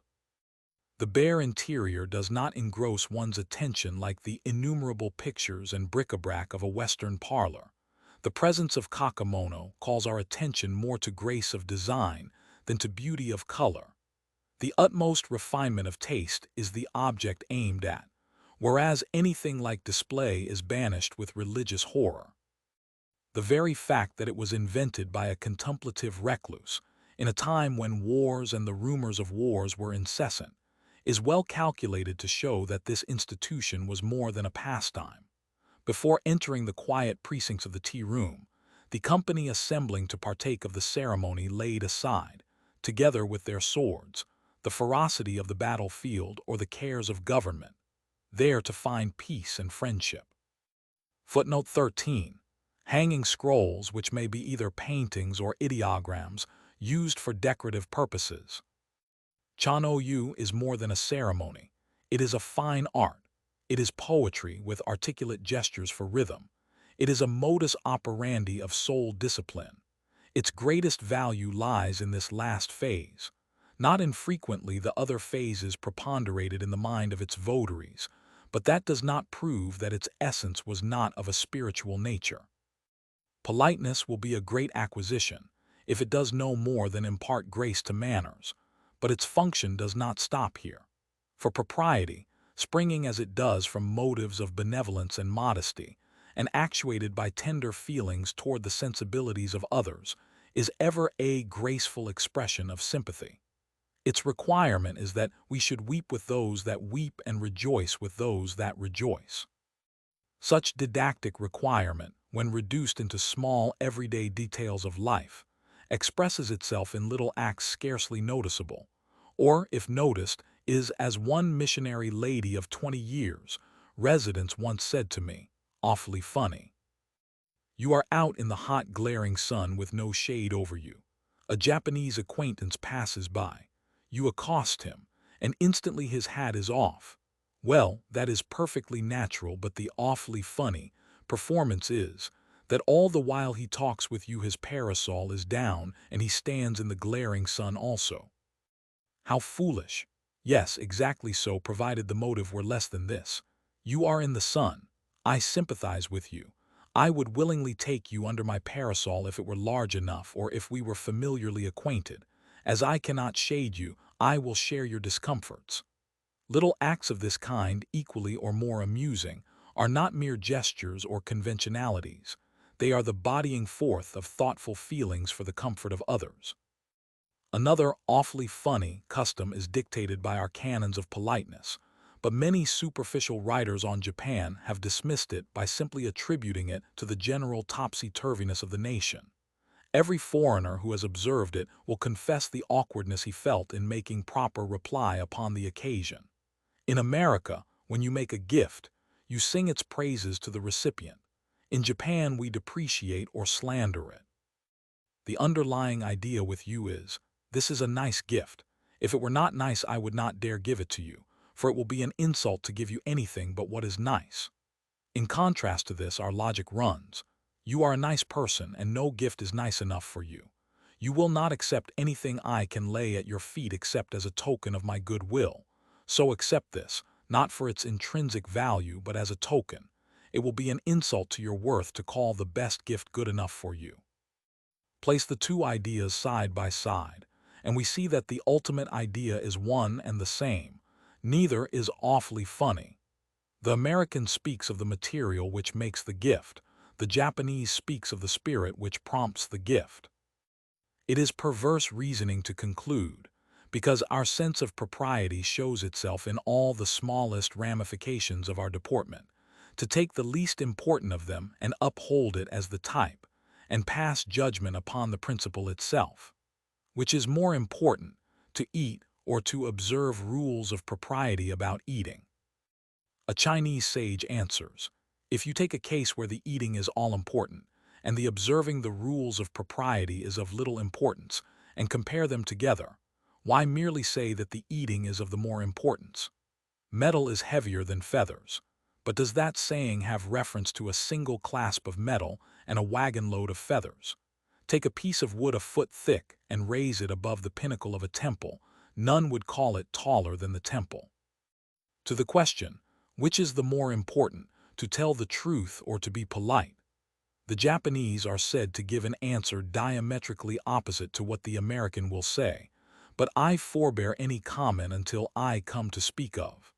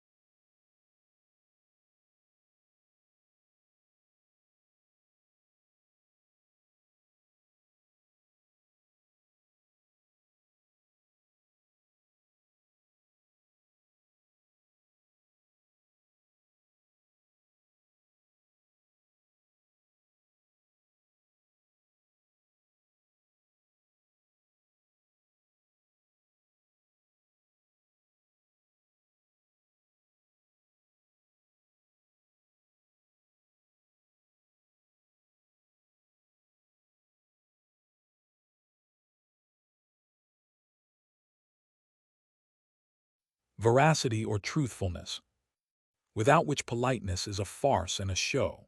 Propriety carried beyond right bounds, says Masamune, becomes a lie. An ancient poet has outdone Polonius in the advice he gives. To thyself be faithful. If in thy heart thou strayest not from truth, without prayer of then the gods will keep thee whole. The apotheosis of sincerity to which Tsutsu gives expression in the doctrine of the mean attributes to it transcendental powers, almost identifying them with the divine. Sincerity is the end and the beginning of all things. Without sincerity there would be nothing. He then dwells with eloquence on its far-reaching and long-enduring nature, its power to produce changes without movement, and by its mere presence to accomplish its purpose without effort. From the Chinese ideogram for sincerity, which is a combination of word and perfect, one is tempted to draw a parallel between it and the Neoplatonic doctrine of logos. To such height does the sage soar in his unwanted mystic flight. Lying or equivocation were deemed equally cowardly. The Bushi held that his high social position demanded a loftier standard of veracity than that of the tradesman and peasant. Bushi no Ikaigan, the word of a samurai, or in exact German equivalent ein Ritterwort, was sufficient guarantee of the truthfulness of an assertion. His word carried such weight with it that promises were generally made and fulfilled without a written pledge, which would have been deemed quite beneath his dignity. Many thrilling anecdotes were told of those who atoned by death for Naigan, a double tongue. The regard for veracity was so high that, unlike the generality of Christians who persistently violate the plain commands of the teacher not to swear, the best of samurai looked upon an oath as derogatory to their honor. I am well aware that they did swear by different deities or upon their swords, but never has swearing degenerated into wanton form and irreverent interjection. To emphasize our words, a practice of literally sealing with blood was sometimes resorted to. For the explanation of such a practice, I need only refer my readers to Goethe's Faust. A recent American writer is responsible for this statement, that if you ask an ordinary Japanese which is better, to tell a falsehood or be impolite, he will not hesitate to answer to tell a falsehood. Dr. Peary is partly right and partly wrong. Right in that an ordinary Japanese, even a samurai, may answer in the way ascribed to him, but wrong in attributing too much weight to the term he translates, falsehood. This word in Japanese yuzo is employed to denote anything which is not a truth, makoto, or fact, honto. Lowell tells us that Wordsworth could not distinguish between truth and fact, and an ordinary Japanese is in this respect as good as Wordsworth. Ask a Japanese, or even an American of any refinement, to tell you whether he dislikes you or whether he is sick at his stomach, and he will not hesitate long to tell falsehoods and answer, "I like you much," or "I am quite well, thank you." To sacrifice truth merely for the sake of politeness was regarded as an empty form, Kyore and deception by sweet words, and was never justified. I own I am speaking now of the Bushido idea of veracity, but it may not be amiss to devote a few words to our commercial integrity, of which I have heard much complaint in foreign books and journals. A loose business morality has indeed been the worst blot on our national reputation, but before abusing it or hastily condemning the whole race for it, let us calmly study it, and we shall be rewarded with consolation for the future. Of all the great occupations of life, none was farther removed from the profession of arms than commerce. The merchant was placed lowest in the category of vocations: the knight, the tiller of the soil, the mechanic, the merchant. The samurai derived his income from land and could even indulge, if he had a mind to, in amateur farming, but the counter and abacus were abhorred. We knew the wisdom of this social arrangement. Montesquieu has made it clear that the debarring of the nobility from mercantile pursuits was an admirable social policy, in that it prevented wealth from accumulating in the hands of the powerful. The separation of power and riches kept the distribution of the latter more nearly equable. Professor Dill, the author of Roman Society in the Last Century of the Western Empire, has brought afresh to our mind that one cause of the decadence of the Roman Empire was the permission given to the nobility to engage in trade, and the consequent monopoly of wealth and power by a minority of the senatorial families. Commerce, therefore, in feudal Japan did not reach that degree of development which it would have attained under freer conditions. The obloquy attached to the calling naturally brought within its pale such as cared little for social repute. Call one a thief and he will steal. Put a stigma on a calling, and its followers adjust their morals to it, for it is natural that the normal conscience, as Hugh Black says, rises to the demands made on it, and easily falls to the limit of the standard expected from it. It is unnecessary to add that no business, commercial or otherwise, can be transacted without a code of morals. Our merchants of the feudal period had one among themselves, without which they could never have developed, as they did, such fundamental mercantile institutions as the guild, the bank, the bourse, insurance checks, bills of exchange, etc. But in their relations with people outside their vocation, the tradesmen lived too true to the reputation of their order. This being the case, when the country was open to foreign trade, only the most adventurous and unscrupulous rushed to the ports, while the respectable business houses declined for some time the repeated requests of the authorities to establish branch houses. Was Bushido powerless to stay the current of commercial dishonor? Let us see. Those who are well acquainted with our history will remember that only a few years after our treaty ports were opened to foreign trade, feudalism was abolished, and when with it the samurai's fiefs were taken and bonds issued to them in compensation, they were given liberty to invest them in mercantile transactions. Now you may ask, why could they not bring their much boasted veracity into their new business relations, and so reform the old abuses? Those who had eyes to see could not weep enough. Those who had hearts to feel could not sympathize enough with the fate of many a noble and honest samurai who signally and irrevocably failed in his new and unfamiliar field of trade and industry, through sheer lack of shrewdness in coping with his artful plebeian rival. When we know that 80% of the business houses fail in so industrial a country as America, is it any wonder that scarcely one among 100 samurai who went into trade could succeed in his new vocation? It will be long before it will be recognized how many fortunes were wrecked in the attempt to apply Bushido ethics to business methods. But it was soon patent to every observing mind that the ways of wealth were not the ways of honor. In what respects, then, were they different? Of the three incentives to veracity that Lecky enumerates, viz., the industrial, the political, and the philosophical, the first was altogether lacking in Bushido. As to the second, it could develop little in a political community under a feudal system. It is in its philosophical, and as Lecky says, in its highest aspect, that honesty attained elevated rank in our catalogue of virtues. With all my sincere regard for the high commercial integrity of the Anglo-Saxon race, when I ask for the ultimate ground, I am told that honesty is the best policy, that it pays to be honest. Is not this virtue, then, its own reward? If it is followed because it brings in more cash than falsehood, I am afraid Bushido would rather indulge in lies. If Bushido rejects a doctrine of quid pro quo rewards, the shrewder tradesman will readily accept it.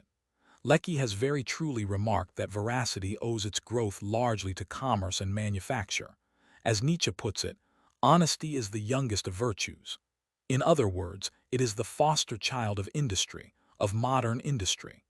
Without this mother, veracity was like a blue-blood orphan whom only the most cultivated mind could adopt and nourish.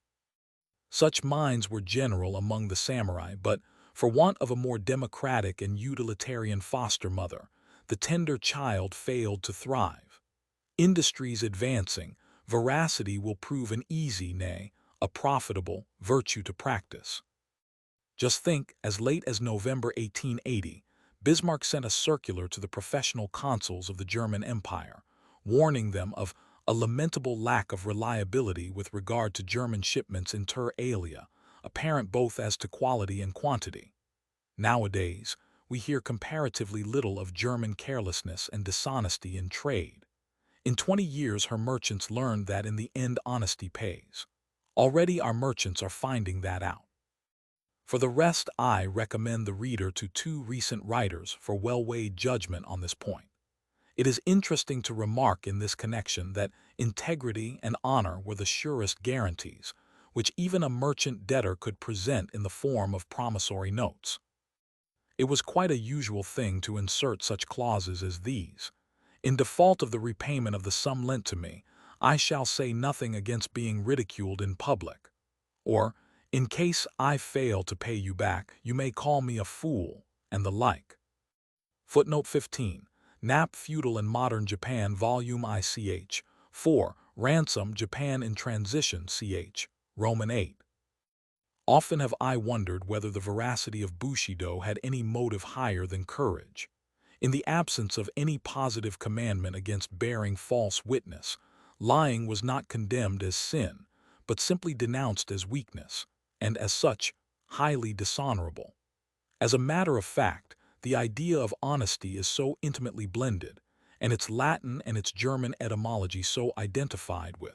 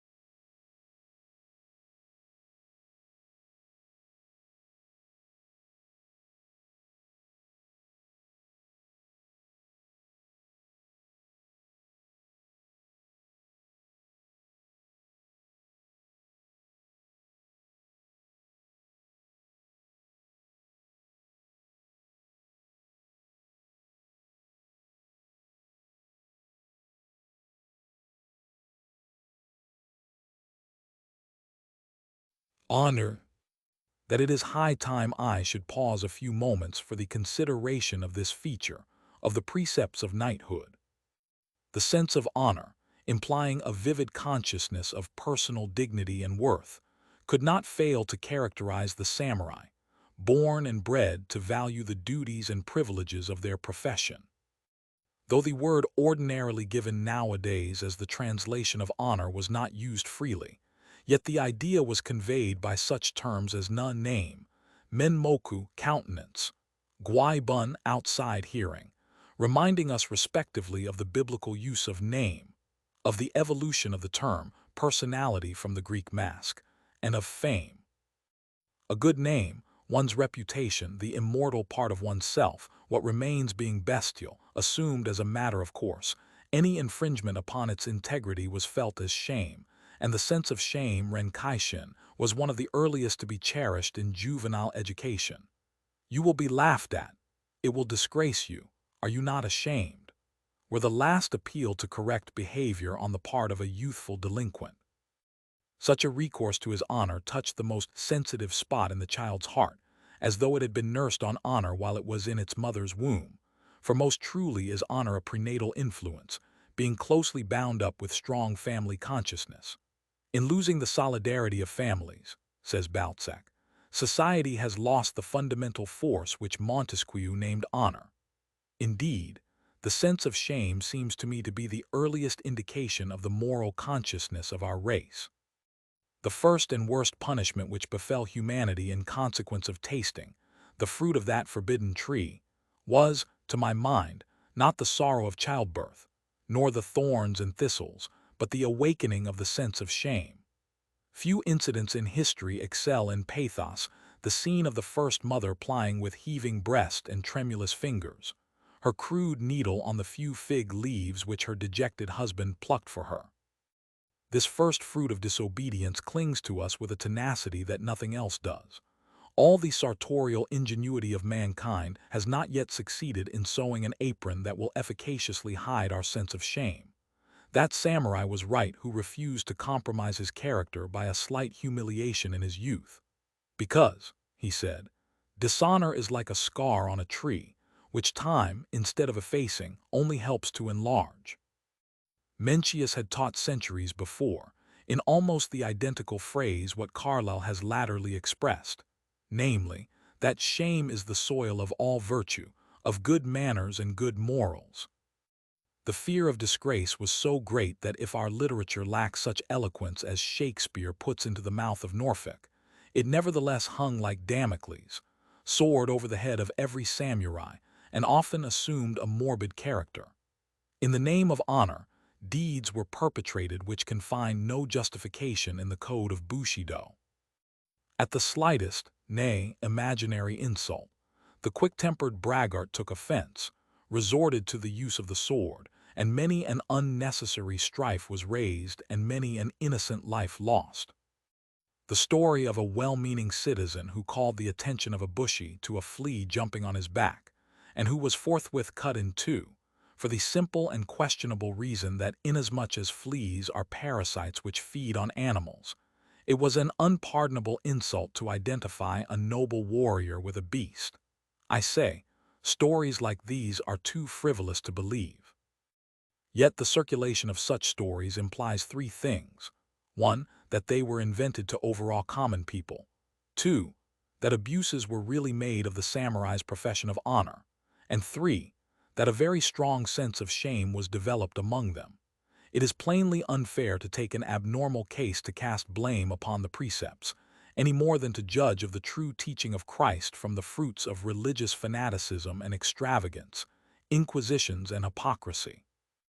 But as in religious monomania there is something touchingly noble, as compared with the delirium tremens of a drunkard, so in that extreme sensitiveness of the samurai about their honor do we not recognize the substratum of a genuine virtue. The morbid excess into which the delicate code of honor was inclined to run was strongly counterbalanced by preaching magnanimity and patience. To take offense at slight provocation was ridiculed as short-tempered. The popular adage said, "To bear what you think you cannot bear is really to bear." The great Ieyasu left to posterity a few maxims, among which are the following. The life of man is like going a long distance with a heavy load upon the shoulders. Haste not. Reproach none, but be forever watchful of thine own shortcomings. Forbearance is the basis of length of days. He proved in his life what he preached. A literary wit put a characteristic epigram into the mouths of three well-known personages in our history. To Nobunaga he attributed, "I will kill her if the nightingale sings not in time." To Hideyoshi, "I will force her to sing for me." And to Ieyasu, "I will wait till she opens her lips." Patience and long-suffering were also highly commended by Mencius.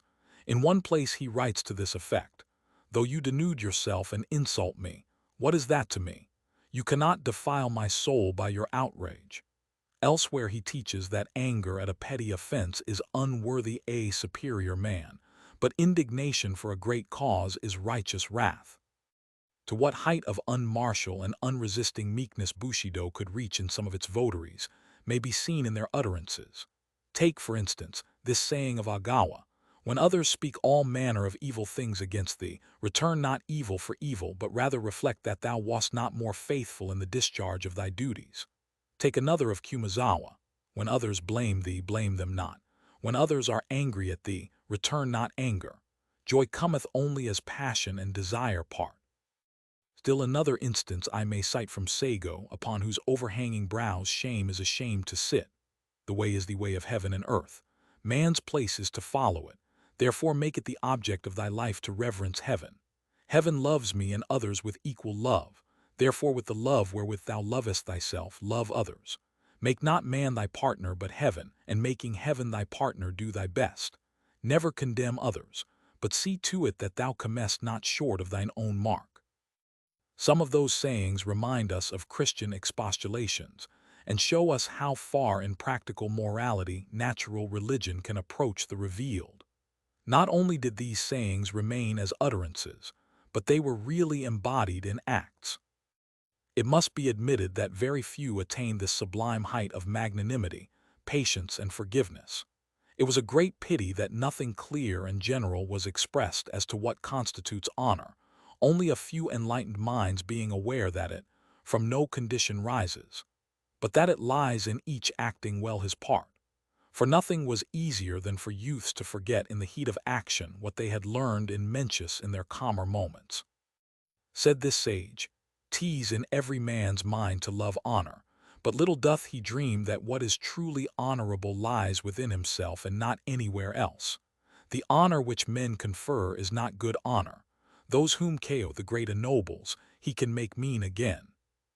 For the most part, an insult was quickly resented and repaid by death, as we shall see later, while honor, too often nothing higher than vain glory or worldly approbation, was prized as the summum bonum of earthly existence. Fame, and not wealth or knowledge, was the goal toward which youths had to strive. Many a lad swore within himself as he crossed the threshold of his paternal home that he would not recross it until he had made a name in the world, and many an ambitious mother refused to see her sons again unless they could return home, as the expression is, caparisoned in brocade. To shun shame or win a name, samurai boys would submit to any privations and undergo severest ordeals of bodily or mental suffering. They knew that honor won in youth grows with age. In the memorable siege of Osaka, a young son of Ieyasu, in spite of his earnest entreaties to be put in the vanguard, was placed at the rear of the army. When the castle fell, he was so chagrined and wept so bitterly that an old counselor tried to console him with all the resources at his command. "Take comfort, sire," said he, "at thought of the long future before you. In the many years that you may live, there will come divers occasions to distinguish yourself." The boy fixed his indignant gaze upon the man and said, "How foolishly you talk! Can ever my 14th year come round again?" Life itself was thought cheap if honor and fame could be attained therewith. Hence, whenever a cause presented itself which was considered dearer than life, with utmost serenity and celerity was life laid down. Of the causes in comparison with which no life was too dear to sacrifice, was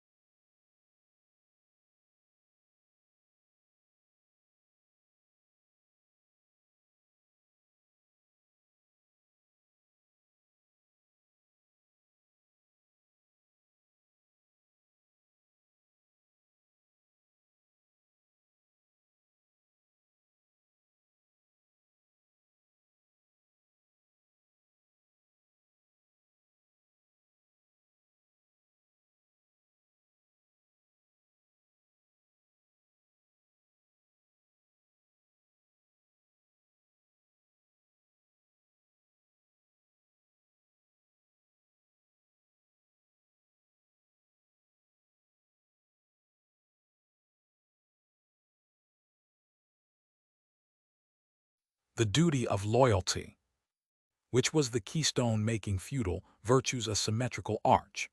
Other virtues feudal morality shares in common with other systems of ethics, with other classes of people. But this virtue, homage and fealty to a superior, is its distinctive feature.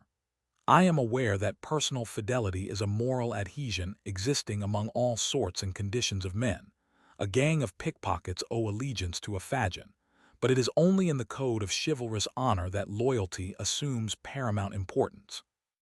In spite of Hegel's criticism that the fidelity of feudal vassals, being an obligation to an individual and not to a commonwealth, is a bond established on totally unjust principles, a great compatriot of his made it his boast that personal loyalty was a German virtue.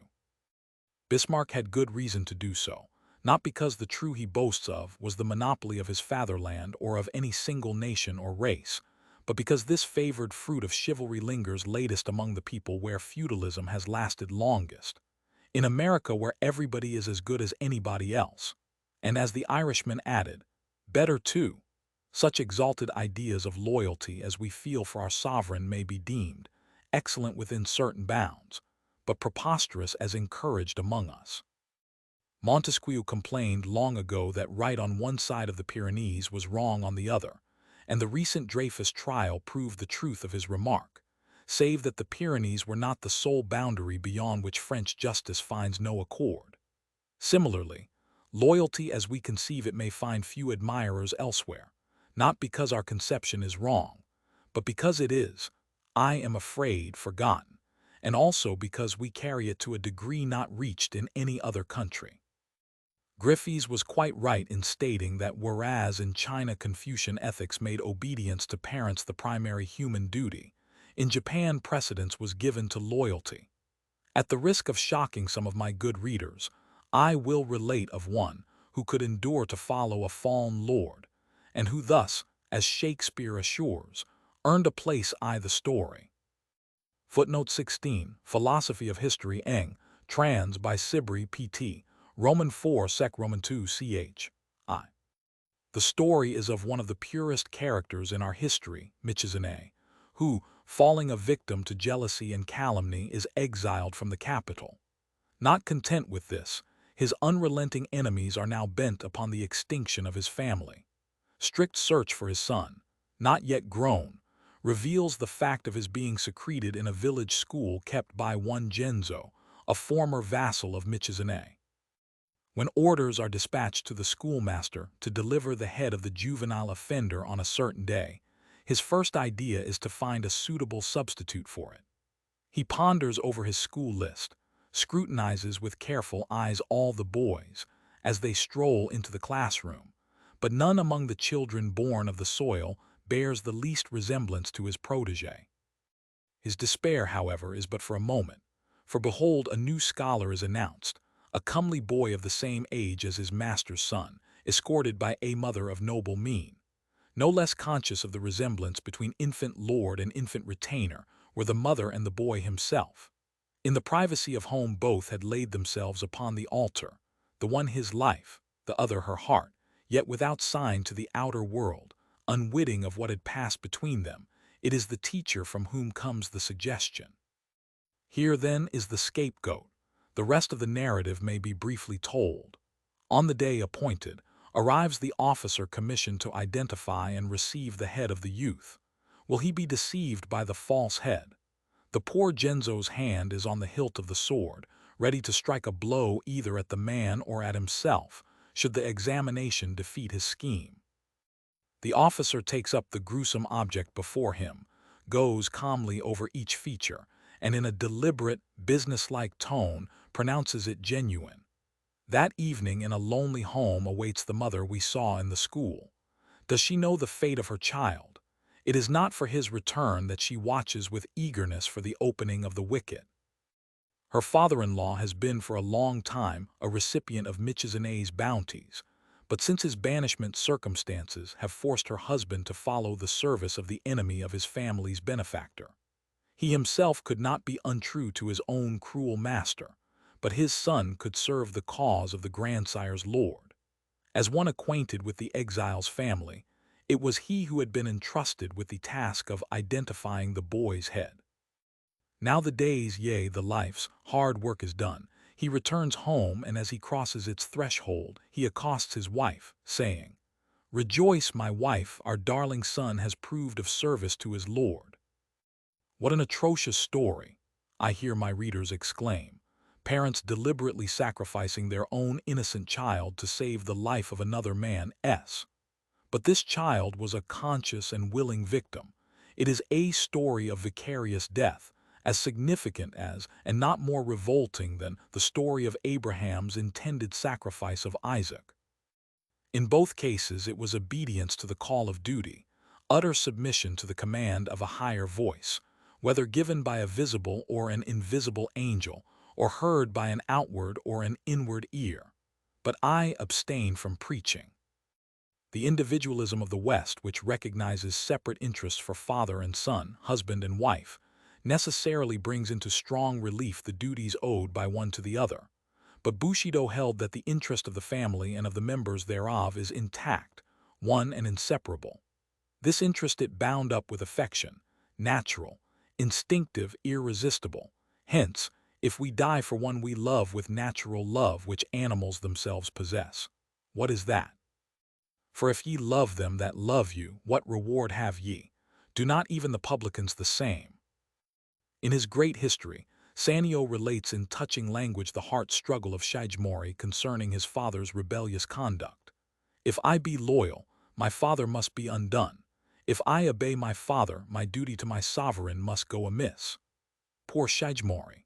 We see him afterward praying with all his soul that kind heaven may visit him with death, that he may be released from this world where it is hard for purity and righteousness to dwell.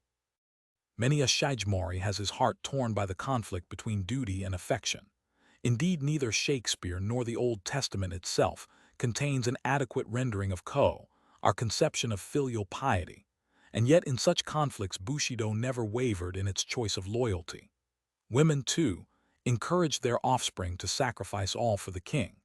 Ever as resolute as Widow Windham and her illustrious consort, the samurai matron stood ready to give up her boys for the cause of loyalty.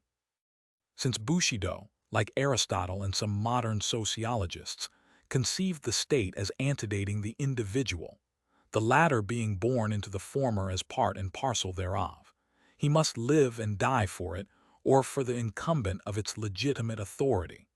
Readers of Crito will remember the argument with which Socrates represents the laws of the city as pleading with him on the subject of his escape. Among others he makes them, the laws, or the state, say, "Since you were begotten and nurtured and educated under us, dare you once to say you are not our offspring and servant, you and your fathers before you?" These are words which do not impress us as anything extraordinary, for the same thing has long been on the lips of Bushido, with this modification, that the laws and the state were represented with us by a personal being. Loyalty is an ethical outcome of this political theory. I am not entirely ignorant of Mr. Spencer's view according to which political obedience, loyalty, is accredited with only a transitional function. It may be so. Sufficient unto the day is the virtue thereof. We may complacently repeat it, especially as we believe that day to be a long space of time, during which, so our national anthem says, tiny pebbles grow into mighty rocks draped with moss. We may remember at this juncture that even among so democratic a people as the English, the sentiment of personal fidelity to a man and his posterity which their Germanic ancestors felt for their chiefs, has, as Monsieur Boutmy recently said, only passed more or less into their profound loyalty to the race and blood of their princes, as evidenced in their extraordinary attachment to the dynasty.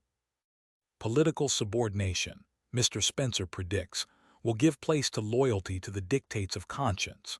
Suppose his induction is realized, will loyalty and its concomitant instinct of reverence disappear forever? We transfer our allegiance from one master to another, without being unfaithful to either.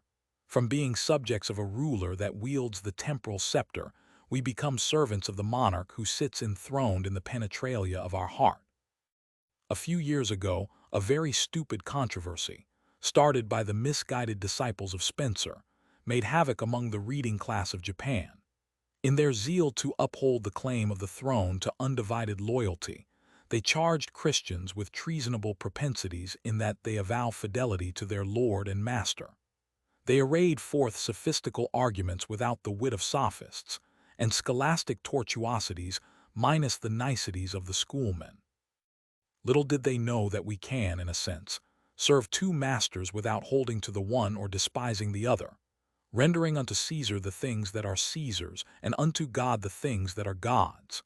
Did not Socrates, all the while he unflinchingly refused to concede one iota of loyalty to his demon, obey with equal fidelity and equanimity the command of his earthly master, the state? His conscience he followed, alive. His country he served, dying. Alack the day when a state grows so powerful as to demand of its citizens the dictates of their conscience. Bushido did not require us to make our conscience the slave of any lord or king. Thomas Mowbray was a veritable spokesman for us when he said, "Myself I throw, dread sovereign, at thy foot. My life thou shalt command, but not my shame. The one my duty owes, but my fair name. Despite of death that lives upon my grave to dark dishonor's use, thou shalt not have." A man who sacrificed his own conscience to the capricious will or freak or fancy of a sovereign was accorded a low place in the estimate of the precepts. Such a one was despised as Nishin, a cringeling who makes court by unscrupulous fawning, or as Choshin, a favorite who steals his master's affections by means of servile compliance. These two species of subjects corresponding exactly to those which Ego describes. The one, a duteous and knee-crooking knave, doting on his own obsequious bondage, wearing out his time much like his master's ass. The other trimmed in forms and visages of duty, keeping yet his heart attending on himself. When a subject differed from his master, the loyal path for him to pursue was to use every available means to persuade him of his error, as Kent did to King Lear. Failing in this, let the master deal with him as he wills. In cases of this kind, it was quite a usual course for the samurai to make the last appeal to the intelligence and conscience of his lord by demonstrating the sincerity of his words with the shedding of his own blood. Life being regarded as the means whereby to serve his master, and its ideal being set upon honor, the whole.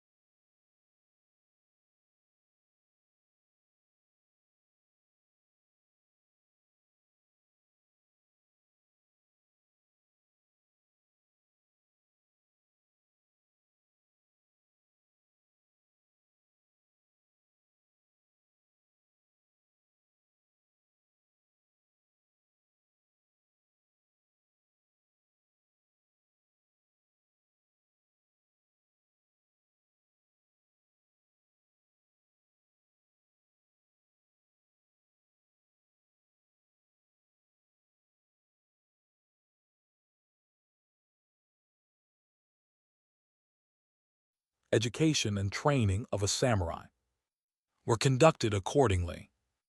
The first point to observe in knightly pedagogics was to build up character, leaving in the shade the subtler faculties of prudence, intelligence, and dialectics. We have seen the important part aesthetic accomplishments played in his education. Indispensable as they were to a man of culture, they were accessories rather than essentials of samurai training. Intellectual superiority was, of course, esteemed, but the word kai, which was employed to denote intellectuality, meant wisdom in the first instance and placed knowledge only in a very subordinate place. The tripod that supported the framework of Bushido was said to be kai, jin, yu, respectively wisdom, benevolence, and courage. A samurai was essentially a man of action. Science was without the pale of his activity. He took advantage of it in so far as it concerned his profession of arms. Religion and theology were relegated to the priests. He concerned himself with them in so far as they helped to nourish courage.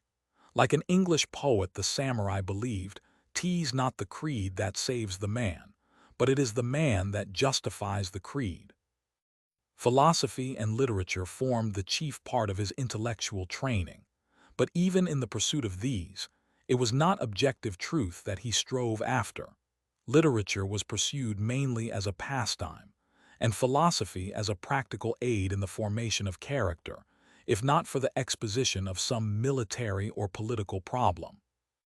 From what has been said, it will not be surprising to note that the curriculum of studies, according to the pedagogics of Bushido, consisted mainly of the following: fencing, archery, jiu-jitsu or yawara, horsemanship, the use of the spear, tactics, calligraphy, ethics, literature, and history. Of these, jiu-jitsu and calligraphy may require a few words of explanation. Great stress was laid on good writing, probably because our logograms, partaking as they do of the nature of pictures, possess artistic value, and also because chirography was accepted as indicative of one's personal character. Jiu-jitsu may be briefly defined as an application of anatomical knowledge to the purpose of offense or defense. It differs from wrestling in that it does not depend upon muscular strength.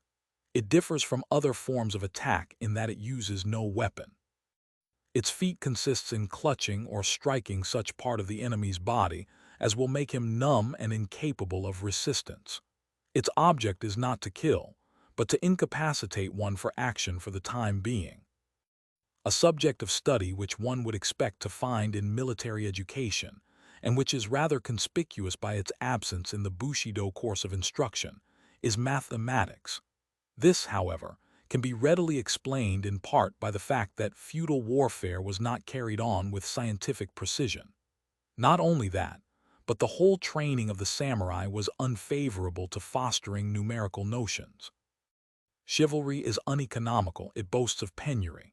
It says with Ventidius that ambition, the soldier's virtue, rather makes choice of loss than gain which darkens him.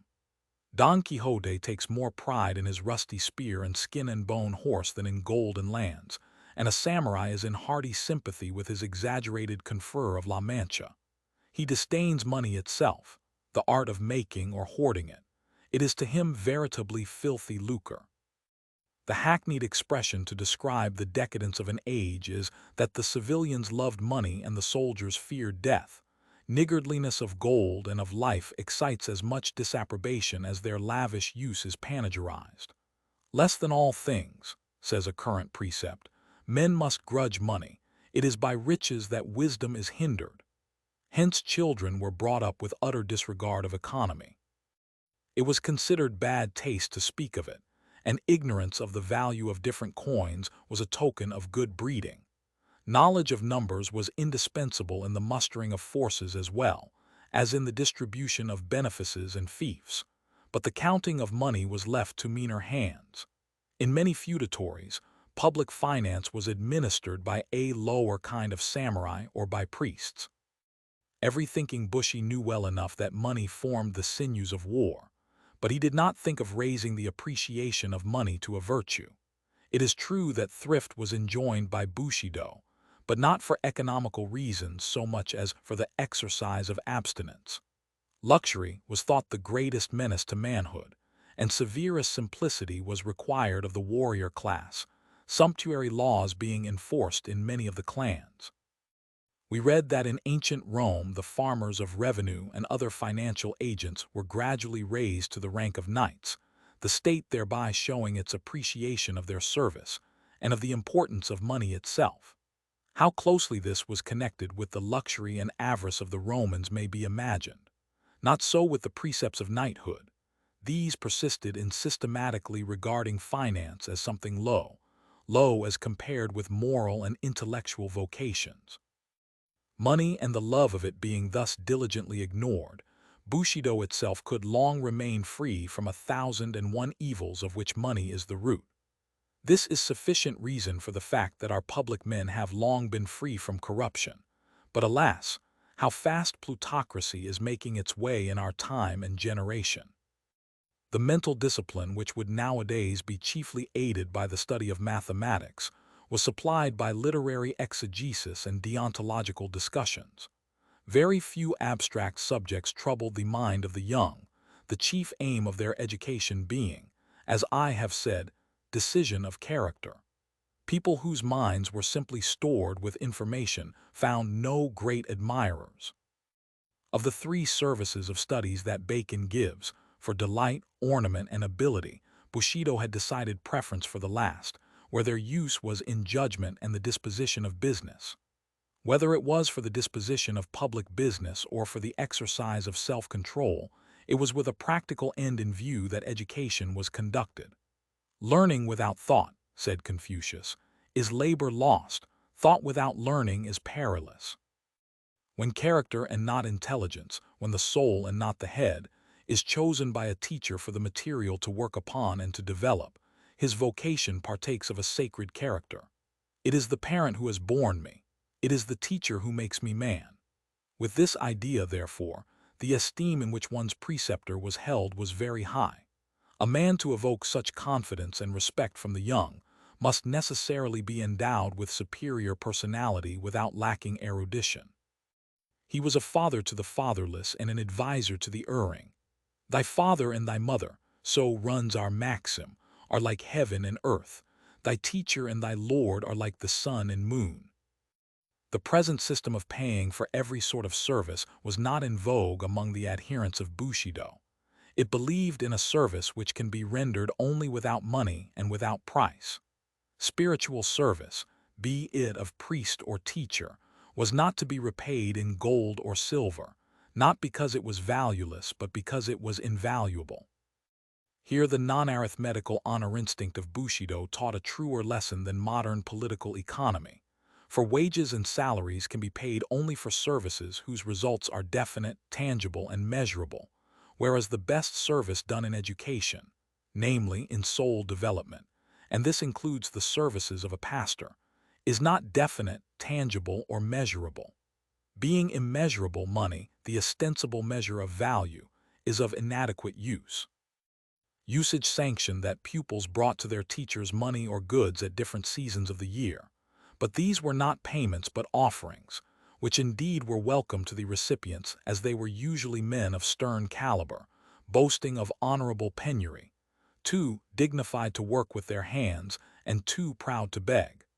They were grave personifications of high spirits undaunted by adversity. They were an embodiment of what was considered as an end of all learning, and were thus a living example of that discipline of disciplines.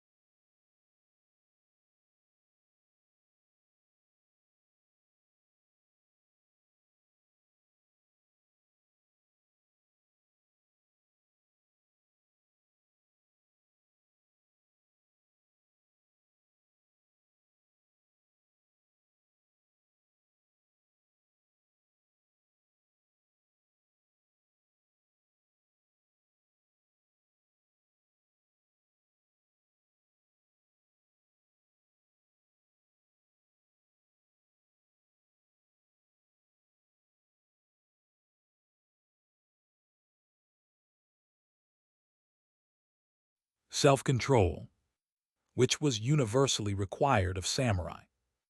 The discipline of fortitude on the one hand, inculcating endurance without a groan, and the teaching of politeness on the other, requiring us not to mar the pleasure or serenity of another by manifestations of our own sorrow or pain, combine to engender a stoical turn of mind, and eventually to confirm it into a national trait of apparent stoicism. I say apparent stoicism because I do not believe that true stoicism can ever become the characteristic of a whole nation, and also because some of our national manners and customs may seem to a foreign observer hard-hearted. Yet we are really as susceptible to tender emotion as any race under the sky. I am inclined to think that in one sense we have to feel more than others. Yes, doubly more, since the very attempt to restrain natural promptings entails suffering. Imagine boys, and girls too, brought up not to resort to the shedding of a tear or the uttering of a groan for the relief of their feelings. And there is a physiological problem whether such effort steels their nerves or makes them more sensitive. It was considered unmanly for a samurai to betray his emotions on his face. He shows no sign of joy or anger, was a phrase used in describing a strong character. The most natural affections were kept under control. A father could embrace his son only at the expense of his dignity. A husband would not kiss his wife. No, not in the presence of other people, whatever he might do in private. There may be some truth in the remark of a witty youth when he said, "American husbands kiss their wives in public and beat them in private. Japanese husbands beat theirs in public and kiss them in private." Calmness of behavior, composure of mind, should not be disturbed by passion of any kind. I remember when, during the late war with China, a regiment left a certain town. A large concourse of people flocked to the station to bid farewell to the general and his army. On this occasion, an American resident resorted to the place, expecting to witness loud demonstrations, as the nation itself was highly excited, and there were fathers, mothers, and sweethearts of the soldiers in the crowd. The American was strangely disappointed, for as the whistle blew and the train began to move, the hats of thousands of people were silently taken off, and their heads bowed in reverential farewell. No waving of handkerchiefs, no word uttered, but deep silence in which only an attentive ear could catch a few broken sobs. In domestic life, too, I know of a father who spent whole nights listening to the breathing of a sick child, standing behind the door that he might not be caught in such an act of parental weakness. I know of a mother who, in her last moments, refrained from sending for her son, that he might not be disturbed in his studies. Our history and everyday life are replete with examples of heroic matrons who can well bear comparison with some of the most touching pages of Plutarch. Among our peasantry, an Ian McLaren would be sure to find many a Margaret Howe. It is the same discipline of self-restraint which is accountable for the absence of more frequent revivals in the Christian churches of Japan. When a man or woman feels his or her soul stirred, the first instinct is to quietly suppress any indication of it. In rare instances is the tongue set free by an irresistible spirit, when we have eloquence of sincerity and fervor. It is putting a premium upon a breach of the third commandment to encourage speaking lightly of spiritual experience. It is truly jarring to Japanese ears to hear the most sacred words, the most secret heart experiences, thrown out in promiscuous audiences. Dost thou feel the soil of thy soul stirred with tender thoughts? It is time for seeds to sprout. Disturb it not with speech, but let it work alone in quietness and secrecy, writes a young samurai in his diary. To give in so many articulate words one's inmost thoughts and feelings, notably the religious, is taken among us as an unmistakable sign that they are neither very profound nor very sincere. Only a pomegranate is he, so runs a popular saying, who, when he gapes his mouth, displays the contents of his heart. It is not altogether perverseness of Oriental minds that the instant our emotions are moved, we try to guard our lips in order to hide them. Speech is very often with us, as the Frenchman defined it, the art of concealing thought. Call upon a Japanese friend in time of deepest affliction, and he will invariably receive you laughing, with red eyes or moist cheeks. At first you may think him hysterical. Press him for explanation and you will get a few broken commonplaces. Human life has sorrow. They who meet must part. He that is born must die. It is foolish to count the years of a child that is gone, but a woman's heart will indulge in follies, and the like. So the noble words of a noble Hohenzollern, learned zu Leyden on Klagen, had found many responsive minds among us long before they were uttered. Indeed, the Japanese have recourse to risibility whenever the frailties of human nature are put to severest test. I think we possess a better reason than Democritus himself for our Abderian tendency, for laughter with us oftenest veils an effort to regain balance of temper when disturbed by any untoward circumstance. It is a counterpoise of sorrow or rage. The suppression of feelings being thus steadily insisted upon, they find their safety valve in poetical aphorism. A poet of the 10th century writes, "In Japan and China as well, humanity, when moved by sorrow, tells its bitter grief in verse." A mother who tries to console her broken heart by fancying her departed child absent on his wonted chase after the dragonfly hums, "How far today in chase, I wonder, has gone my hunter of the dragonfly?" I refrain from quoting other examples, for I know I could do only scant justice to the pearly gems of our literature, were I to render into a foreign tongue the thoughts which were wrung drop by drop from bleeding hearts and threaded into beads of rarest value. I hope I have in a measure shown that inner working of our minds which often presents an appearance of callousness or of an hysterical mixture of laughter and dejection, and whose sanity is sometimes called in question. It has also been suggested that our endurance of pain and indifference to death are due to less sensitive nerves. This is plausible as far as it goes. The next question is, why are our nerves less tightly strung? It may be our climate is not so stimulating as the American. It may be our monarchical form of government does not excite us as much as the Republic does the Frenchman. It may be that we do not read Sartor Resartus as zealously as the Englishman. Personally, I believe it was our very excitability and sensitiveness which made it a necessity to recognize and enforce constant self-repression. But whatever may be the explanation, without taking into account long years of discipline and self-control, none can be correct. Discipline and self-control can easily go too far. It can well repress the genial current of the soul. It can force pliant natures into distortions and monstrosities. It can beget bigotry, breed hypocrisy, or habitate affections. Be a virtue never so noble, it has its counterpart and counterfeit. We must recognize in each virtue its own positive excellence and follow its positive ideal. And the ideal of self-restraint is to keep our mind level, as our expression is, or, to borrow a Greek term, attain the state of euthymia, which Democritus called the highest good. The acme of self-control is reached and best illustrated in the first of the two institutions which we shall now bring to view, namely,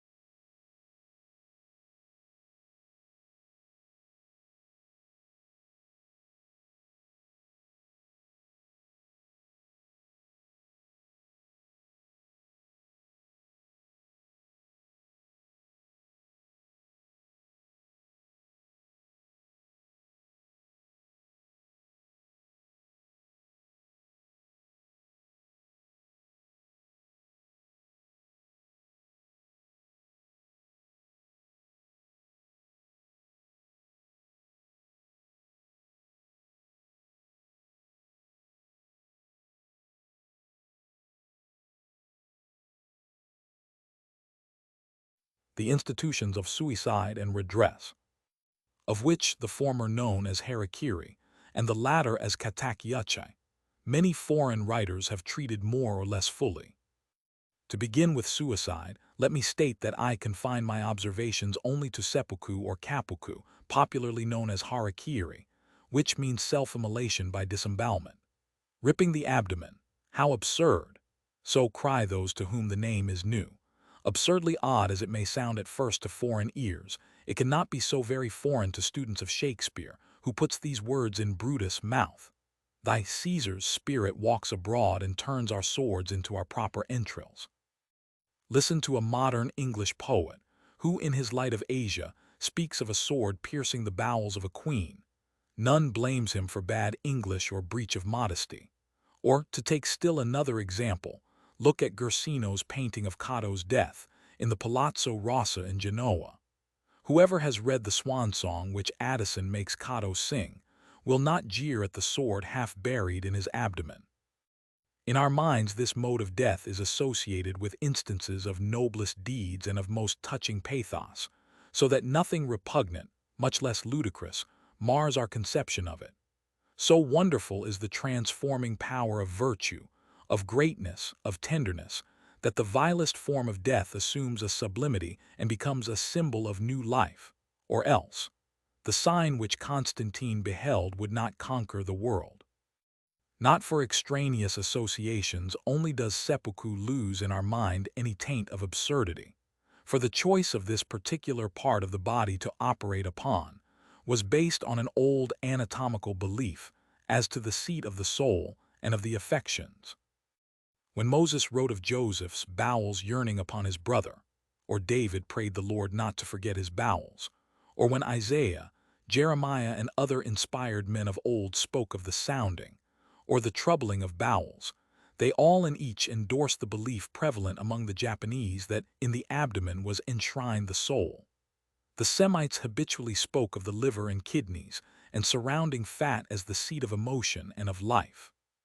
The term hara was more comprehensive than the Greek phren or thumos, and the Japanese and Hellenese alike thought the spirit of man to dwell somewhere in that region. Such a notion is by no means confined to the peoples of antiquity. The French, in spite of the theory propounded by one of their most distinguished philosophers, Descartes, that the soul is located in the pineal gland, still insist in using the term venter in a sense, which, if anatomically too vague, is nevertheless physiologically significant. Similarly, entrails stands in their language for affection and compassion, nor is such belief mere superstition, being more scientific than the general idea of making the heart the center of the feelings. Without asking a friar, the Japanese knew better than Romeo in what vile part of this anatomy one's name did lodge. Modern neurologists speak of the abdominal and pelvic brains, denoting thereby sympathetic nerve centers in those parts which are strongly affected by any psychical action. This view of mental physiology once admitted, the syllogism of seppuku is easy to construct. I will open the seat of my soul and show you how it fares with it. See for yourself whether it is polluted or clean. I do not wish to be understood as asserting religious or even moral justification of suicide, but the high estimate placed upon honor was ample excuse with many for taking one's own life. How many acquiesced in the sentiment expressed by Garth? When honor's lost, 'tis a relief to die death's but a sure retreat from infamy, and have smilingly surrendered their souls to oblivion. Death, when honor was involved, was accepted in Bushido as a key to the solution of many complex problems, so that to an ambitious samurai a natural departure from life seemed a rather tame affair, and a consummation not devoutly to be wished for. I dare say that many good Christians, if only they are honest enough, will confess the fascination of, if not positive admiration for, the sublime composure with which Cato, Brutus, Petronius, and a host of other ancient worthies terminated their own earthly existence. Is it too bold to hint that the death of the first of the philosophers was partly suicidal? When we are told so minutely by his pupils how their master willingly submitted to the mandate of the state, which he knew was morally mistaken, in spite of the possibilities of escape, and how he took up the cup of hemlock in his own hand, even offering libation from its deadly contents, do we not discern in his whole proceeding and demeanor, an act of self-immolation. No physical compulsion here, as in ordinary cases of execution. True, the verdict of the judges was compulsory. It said, "Thou shalt die, and that by thy own hand." If suicide meant no more than dying by one's own hand, Socrates was a clear case of suicide. But nobody would charge him with the crime. Plato, who was averse to it, would not call his master a suicide. Now my readers will understand that seppuku was not a mere suicidal process. It was an institution, legal and ceremonial. An invention of the Middle Ages, it was a process by which warriors could expiate their crimes, apologize for errors, escape from disgrace, redeem their friends, or prove their sincerity. When enforced as a legal punishment, it was practiced with due ceremony. It was a refinement of self-destruction, and none could perform it without the utmost coolness of temper and composure of demeanor. And for these reasons, it was particularly befitting the profession of Bushi. Antiquarian curiosity, if nothing else, would tempt me to give here a description of this obsolete ceremonial, but seeing that such a description was made by a far abler writer, whose book is not much read nowadays, I am tempted to make a somewhat lengthy quotation. Mitford, in his Tales of Old Japan, after giving a translation of a treatise on seppuku from a rare Japanese manuscript, goes on to describe an instance of such an execution of which he was an eyewitness. We 7 foreign representatives were invited to follow the Japanese witness into the hondo or main hall of the temple, where the ceremony was to be performed. It was an imposing scene, a large hall with a high roof supported by dark pillars of wood. From the ceiling hung a profusion of those huge gilt lamps and ornaments peculiar to Buddhist temples. In front of the high altar, where the floor, covered with beautiful white mats, is raised some 3 or 4 inches from the ground, was laid a rug of scarlet felt. Tall candles placed at regular intervals gave out a dim, mysterious light, just sufficient to let all the proceedings be seen.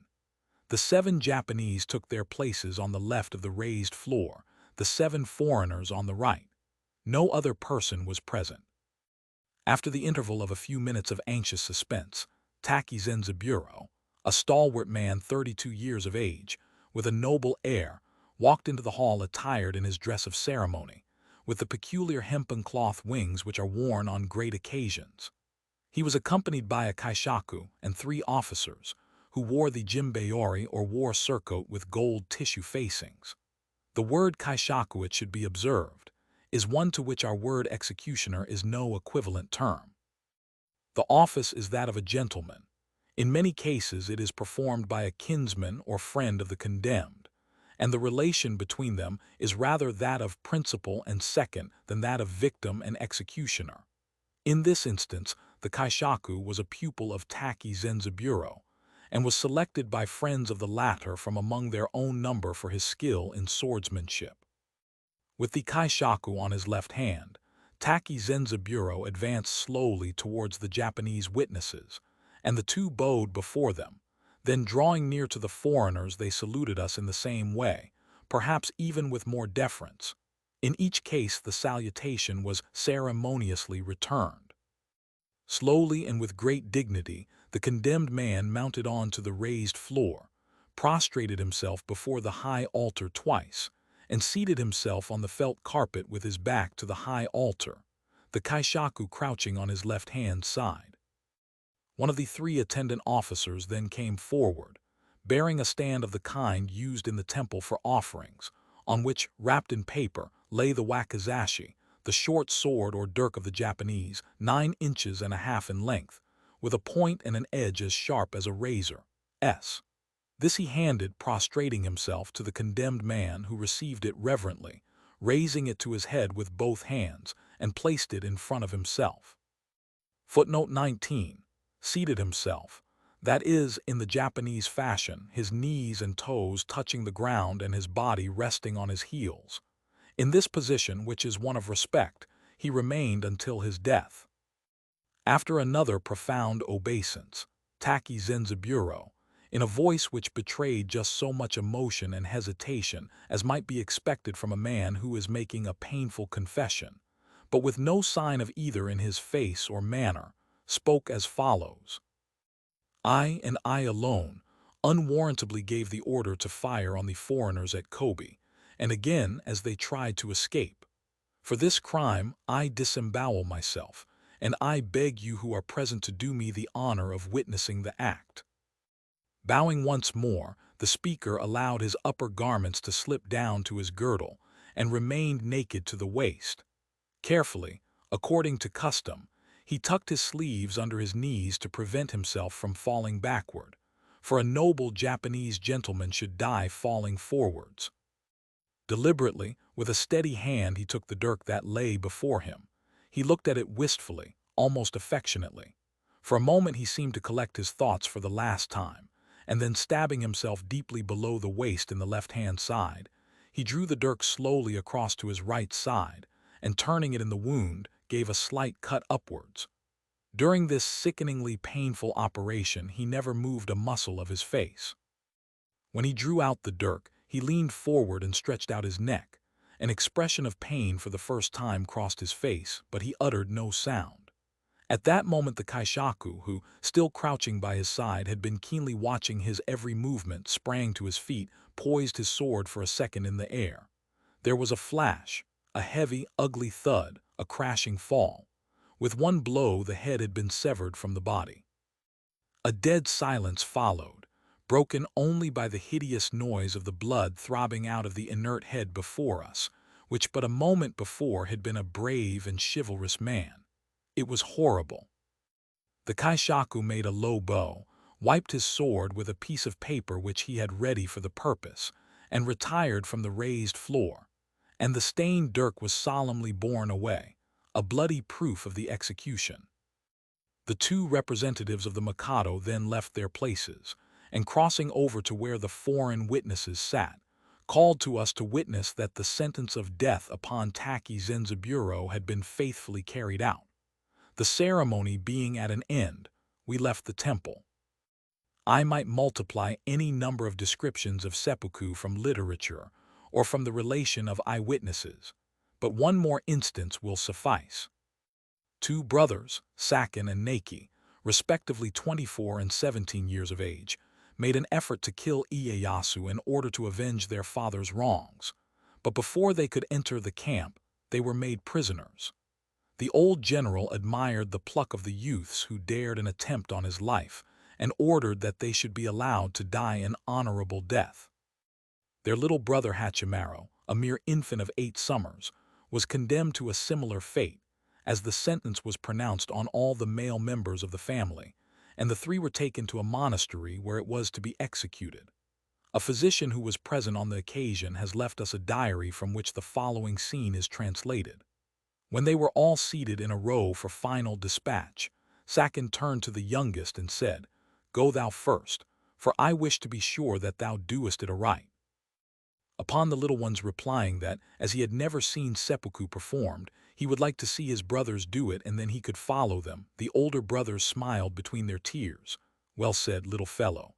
So canst thou well boast of being our father's child." When they had placed him between them, Sakin thrust the dagger into the left side of his own abdomen and asked, "Look, brother, dost understand now? Only don't push the dagger too far lest thou fall back. Lean forward, rather, and keep thy knees well composed." Neki did likewise and said to the boy, "Keep thy eyes open or else thou mayst look like a dying woman. If thy dagger feels anything within and thy strength fails, take courage and double thy effort to cut across." The child looked from one to the other, and when both had expired, he calmly half denuded himself and followed the example set him on either hand. The glorification of seppuku offered, naturally enough, no small temptation to its unwarranted committal. For causes entirely incompatible with reason, or for reasons entirely undeserving of death, hot-headed youths rushed into it as insects fly into fire. Mixed and dubious motives drove more samurai to this deed than nuns into convent gates. Life was cheap, cheap as reckoned by the popular standard of honor.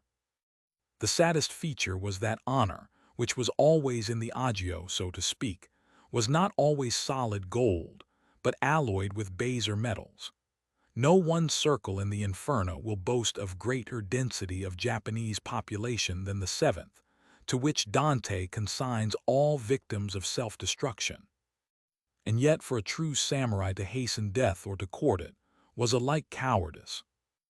A typical fighter, when he lost battle after battle and was pursued from plain to hill and from bush to cavern, found himself hungry and alone in the dark hollow of a tree, his sword blunt with use, his bow broken and arrows exhausted.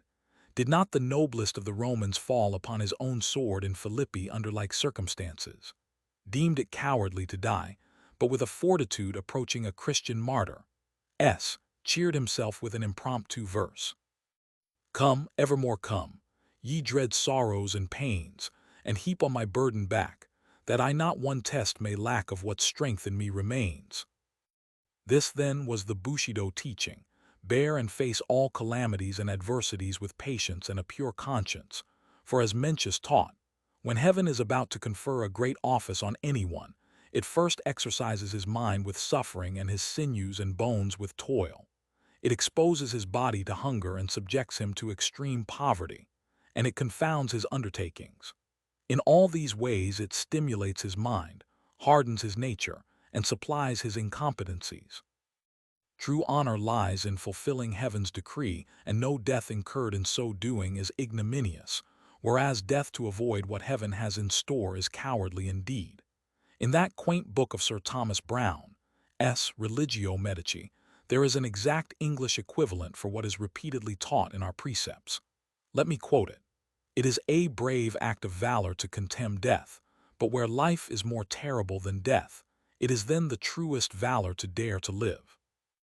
A renowned priest of the 17th century satirically observed, talk as he may, a samurai who ne'er has died is apt in decisive moments to flee or hide.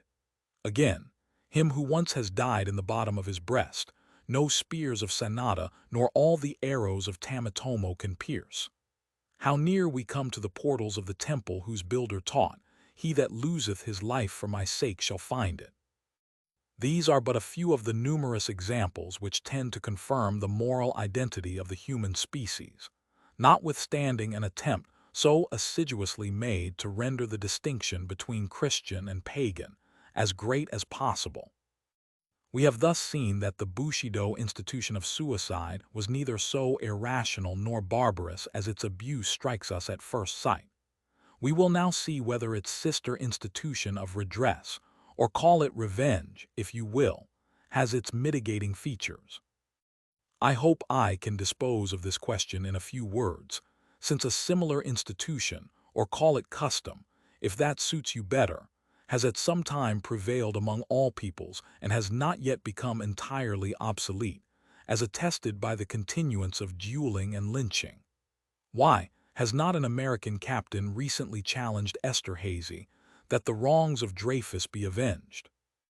Among a savage tribe which has no marriage, adultery is not a sin, and only the jealousy of a lover protects a woman from abuse.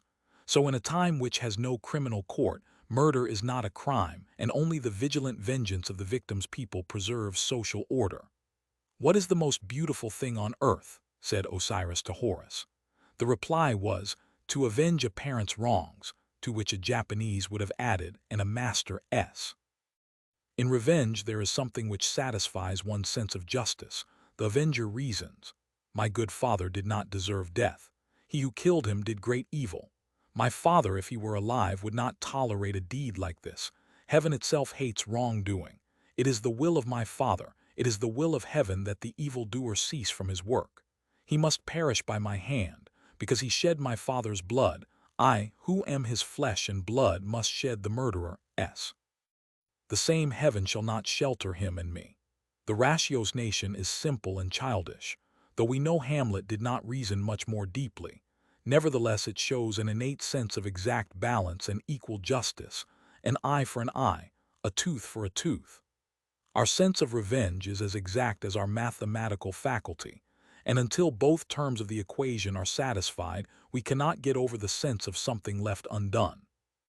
In Judaism, which believed in a jealous God, or in Greek mythology, which provided a nemesis, vengeance may be left to superhuman agencies, But common sense furnished Bushido with the institution of redress as a kind of ethical court of equity, where people could take cases not to be judged in accordance with ordinary law. The master of the 47 Ronins was condemned to death. He had no court of higher instance to appeal to. His faithful retainers addressed themselves to vengeance, the only supreme court existing. They in their turn were condemned by common law, but the popular instinct passed a different judgment, and hence their memory is still kept as green and fragrant as are their graves at Sengakuji to this day.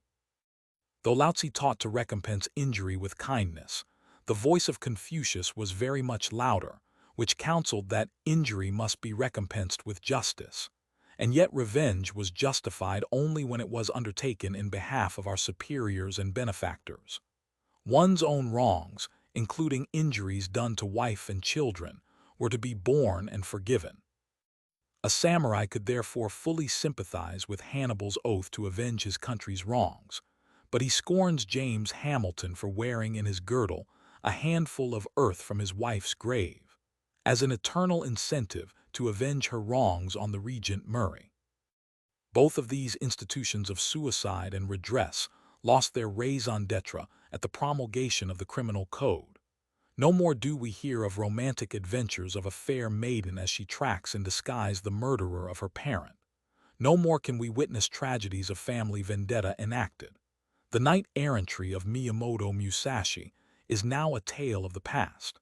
The well-ordered police spies out the criminal for the injured party, and the law metes out justice. The whole state and society will see that wrong is righted, the sense of justice satisfied.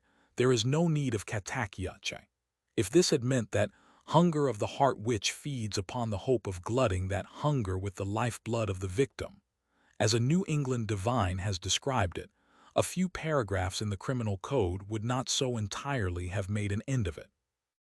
As to seppuku, though it too has no existence de jure, we still hear of it from time to time, and shall continue to hear, I am afraid, as long as the past is remembered. Many painless and time-saving methods of self-immolation will come in vogue, as its votaries are increasing with fearful rapidity throughout the world. But Professor Morselli will have to concede to seppuku an aristocratic position among them. He maintains that, when suicide is accomplished by very painful means or at the cost of prolonged agony, in 99 cases out of 100, it may be assigned as the act of a mind disordered by fanaticism, by madness, or by morbid excitement. But a normal seppuku does not savor of fanaticism, or madness or excitement, utmost sang-froid being necessary to its successful accomplishment. Of the two kinds into which Dr. Strahan divides suicide, the rational or quasi, and the irrational or true, seppuku is the best example of the former type. From these bloody institutions, as well as from the general tenor of Bushido, it is easy to infer that the sword played an important part in social discipline and life. The saying passed as an axiom which called,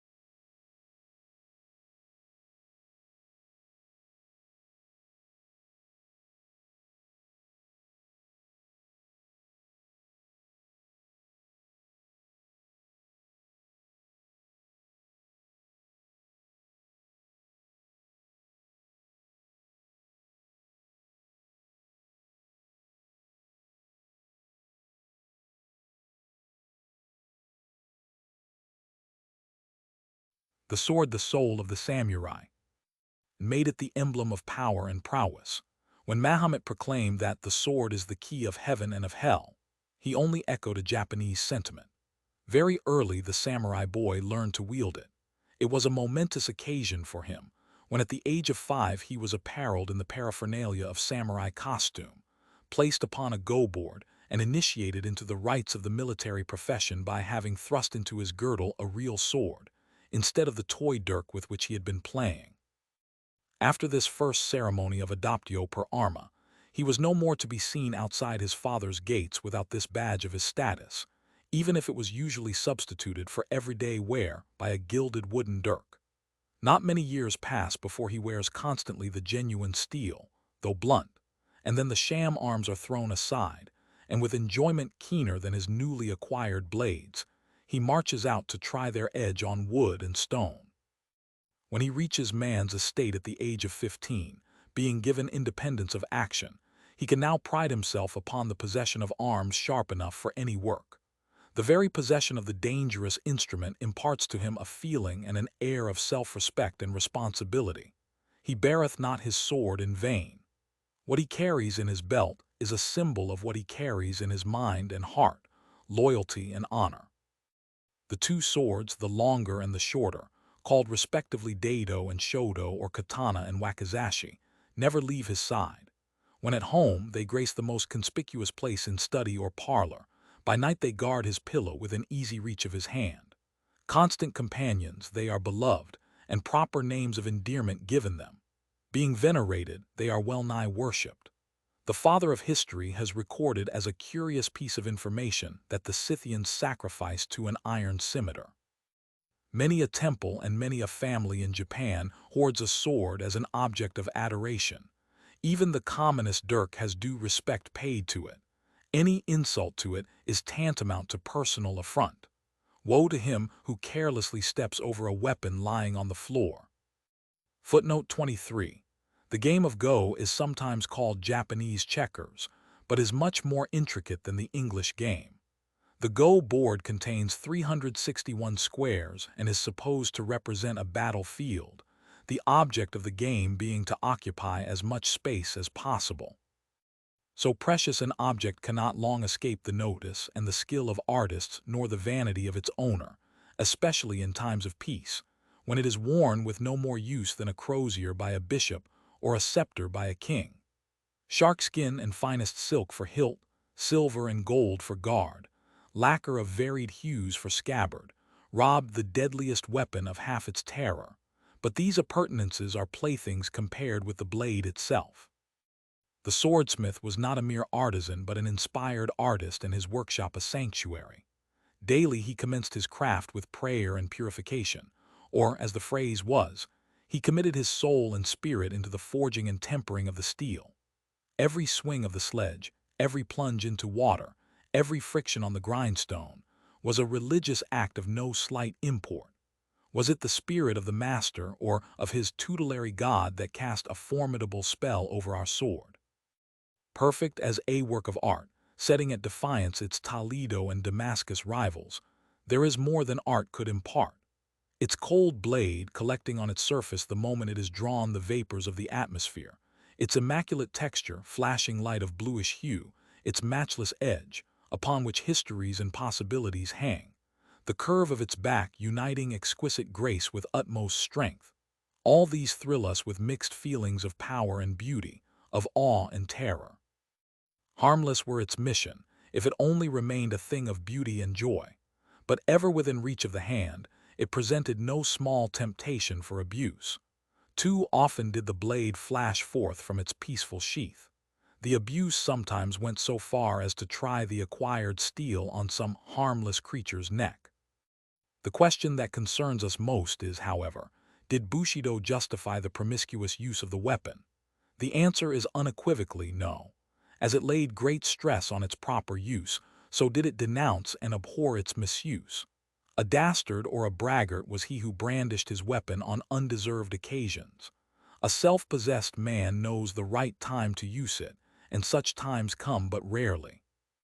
Let us listen to the late Count Katsu, who passed through one of the most turbulent times of our history, when assassinations, suicides, and other sanguinary practices were the order of the day. Endowed as he once was with almost dictatorial powers, repeatedly marked out as an object for assassination, he never tarnished his sword with blood. In relating some of his reminiscences to a friend, he says, in a quaint, plebeian way peculiar to him, "I have a great dislike for killing people, and so I haven't killed one single man. I have released those whose heads should have been chopped off. A friend said to me one day, 'You don't kill enough. Don't you eat pepper and eggplants?' Well, some people are no better. But you see, that fellow was slain himself. My escape may be due to my dislike of killing.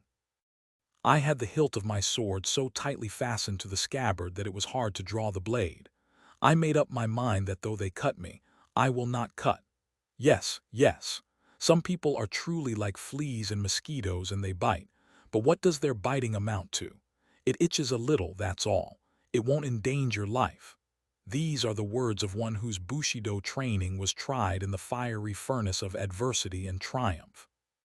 The popular apothegm, "To be beaten is to conquer," meaning true conquest consists in not opposing a riotous foe, and the best won victory is that obtained without shedding of blood, and others of similar import, will show that after all the ultimate ideal of knighthood was peace. It was a great pity that this high ideal was left exclusively to priests and moralists to preach, while the samurai went on practicing and extolling martial traits. In this, they went so far as to tinge the ideals of womanhood with Amazonian character. Here we may profitably devote a few paragraphs to the subject of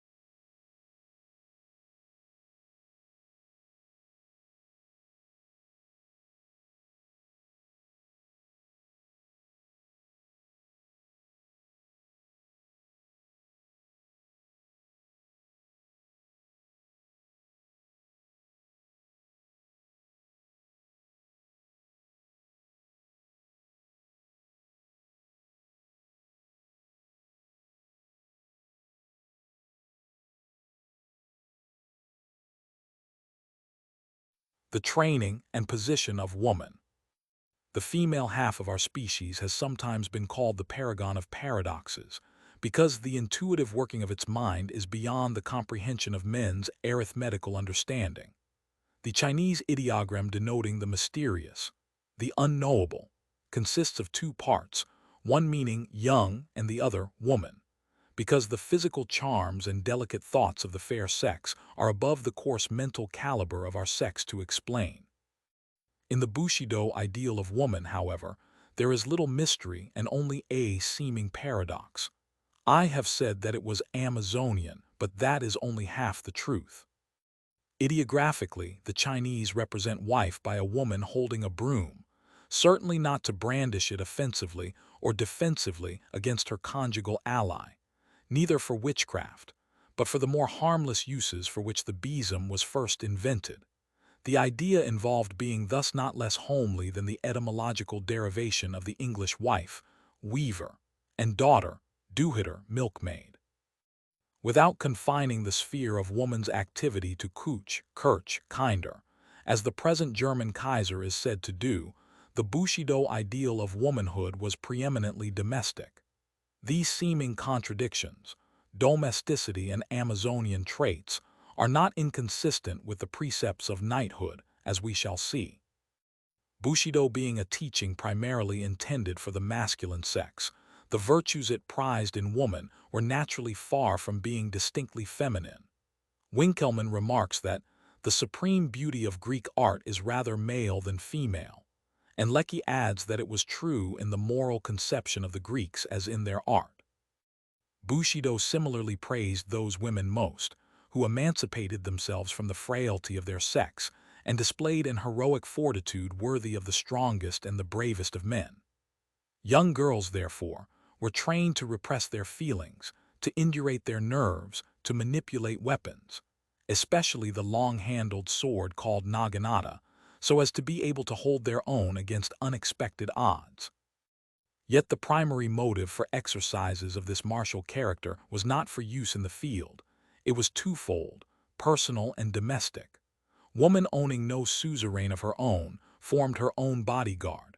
With her weapon, she guarded her personal sanctity with as much zeal as her husband did his master. The domestic utility of her warlike training was in the education of her sons, as we shall see later. Fencing and similar exercises, if rarely of practical use, were a wholesome counterbalance to the otherwise sedentary habits of woman. But these exercises were not followed only for hygienic purposes. They could be turned into use in times of need. Girls, when they reached womanhood, were presented with dirks kaiken pocket poniards, which might be directed to the bosom of their assailants, or, if advisable, to their own. The latter was very often the case, and yet I will not judge them severely. Even the Christian conscience, with its horror of self-immolation, will not be harsh with them, seeing Pelagia and Domnina, two suicides, were canonized for their purity and piety. When a Japanese Virginia saw her chastity menaced, she did not wait for her father's dagger. Her own weapon lay always in her bosom. It was a disgrace to her not to know the proper way in which she had to perpetrate self-destruction. For example, little as she was taught in anatomy, she must know the exact spot to cut in her throat. She must know how to tie her lower limbs together with a belt so that, whatever the agonies of death might be, her corpse be found in utmost modesty, with the limbs properly composed. Is not a caution like this worthy of the Christian Perpetua or the Vestal Cornelia? I would not put such an abrupt interrogation, were it not for a misconception, based on our bathing customs and other trifles, that chastity is unknown among us. On the contrary, chastity was a preeminent virtue of the samurai woman, held above life itself. A young woman taken prisoner, seeing herself in danger of violence at the hands of the rough soldiery, says she will obey their pleasure, provided she be first allowed to write a line to her sisters, whom war has dispersed in every direction. When the epistle is finished, off she runs to the nearest well and saves her honor by drowning. The letter she leaves behind ends with these verses. For fear lest clouds may dim her light, should she but graze this nether sphere, the young moon poised above the height doth hastily betake to flight. Footnote 25. For a very sensible explanation of nudity and bathing, see Finks Lodo's Time in Japan, pp. 286-97. It would be unfair to give my readers an idea that masculinity alone was our highest ideal for woman. Far from it. Accomplishments and the gentler graces of life were required of them. Music, dancing, and literature were not neglected. Some of the finest verses in our literature were expressions of feminine sentiments. In fact, women played an important role in the history of Japanese belles lettres. Dancing was taught, I am speaking of samurai girls, and not of geisha only, to smooth the angularity of their movements. Music was to regale the weary hours of their fathers and husbands. Hence it was not for the technique, the art as such, that music was learned. For the ultimate object was purification of heart, since it was said that no harmony of sound is attainable without the player's heart being in harmony with herself. Here again we see the same idea prevailing which we notice in the training of youths, that accomplishments were ever kept subservient to moral worth. Just enough of music and dancing to add grace and brightness to life, but never to foster vanity and extravagance. I sympathize with the Persian prince, who, when taken into a ballroom in London and asked to take part in the merriment, bluntly remarked that in his country they provided a particular set of girls to do that kind of business for them. The accomplishments of our women were not acquired for show or social ascendancy. They were a home diversion, and if they shone in social parties, it was as the attributes of a hostess. In other words, as a part of the household contrivance for hospitality. Domesticity guided their education. It may be said that the accomplishments of the women of old Japan, be they martial or pacific in character, were mainly intended for the home, and however far they might roam, they never lost sight of the hearth as the center. It was to maintain its honor and integrity that they slaved, drudged, and gave up their lives. Night and day, in tones at once firm and tender, brave and plaintive, they sang to their little nests. As daughter, woman sacrificed herself for her father, as wife for her husband, and as mother for her son. Thus, from earliest youth she was taught to deny herself. Her life was not one of independence, but of dependent service. Man's helpmeet. If her presence is helpful, she stays on the stage with him. If it hinders his work, she retires behind the curtain. Not infrequently does it happen that a youth becomes enamored of a maiden who returns his love with equal ardor, but when she realizes his interest in her makes him forgetful of his duties, disfigures her person that her attractions may cease. Azuma, the ideal wife in the minds of samurai girls, finds herself loved by a man who, in order to win her affection, conspires against her husband. Upon pretense of joining in the guilty plot, she manages in the dark to take her husband's place, and the sword of the lover-assassin descends upon her own devoted head. The following epistle, written by the wife of a young daimyo before taking her own life, needs no comment. Oft have I heard that no accident or chance ever mars the march of events here below, and that all moves in accordance with a plan. To take shelter under a common bough or a drink of the same river is alike ordained from ages prior to our birth. Since we were joined in ties of eternal wedlock, now 2 short years ago, my heart hath followed thee, even as its shadow followeth an object, inseparably bound heart to heart, loving and being loved. Learning but recently, however, that the coming battle is to be the last of thy labor and life, take the farewell greeting of thy loving partner. I have heard that Koyu, the mighty warrior of ancient China, lost a battle, loth to part with his favorite Gu. Yashinaka, too, brave as he was, brought disaster to his cause, too weak to bid prompt farewell to his wife. Why should I, to whom earth no longer offers hope or joy, why should I detain thee or thy thoughts by living? Why should I not, rather, await thee on the road which all mortal kind must sometime tread? Never, prithee, never forget the many benefits which our good master Hideyori hath heaped upon thee. The gratitude we owe him is as deep as the sea and as high as the hills. Woman's surrender of herself to the good of her husband, home, and family was as willing and honorable as the man's self-surrender to the good of his lord and country. Self-renunciation, without which no life enigma can be solved, was the keynote of the loyalty of man as well as of the domesticity of woman. She was no more the slave of man than was her husband of his liege lord, and the part she played was recognized as Nejo, the inner help. In the ascending scale of service stood woman, who annihilated herself for man, that he might annihilate himself for the master, that he in turn might obey heaven. I know the weakness of this teaching, and that the superiority of Christianity is nowhere more manifest than here, in that it requires of each and every living soul direct responsibility to its Creator. Nevertheless, as far as the doctrine of service, the serving of a cause higher than one's own self, even at the sacrifice of one's individuality, I say the doctrine of service, which is the greatest that Christ preached and is the sacred keynote of his mission. As far as that is concerned, Bushido is based on eternal truth. My readers will not accuse me of undue prejudice in favor of slavish surrender of volition. I accept in a large measure the view advanced with breadth of learning and defended with profundity of thought by Hegel, that history is the unfolding and realization of freedom. The point I wish to make is that the whole teaching of Bushido was so thoroughly imbued with the spirit of self-sacrifice that it was required not only of woman but of man. Hence, until the influence of its precepts is entirely done away with, our society will not realize the view rashly expressed by an American exponent of women's rights, who exclaimed, "May all the daughters of Japan rise in revolt against ancient customs." Can such a revolt succeed? Will it improve the female status?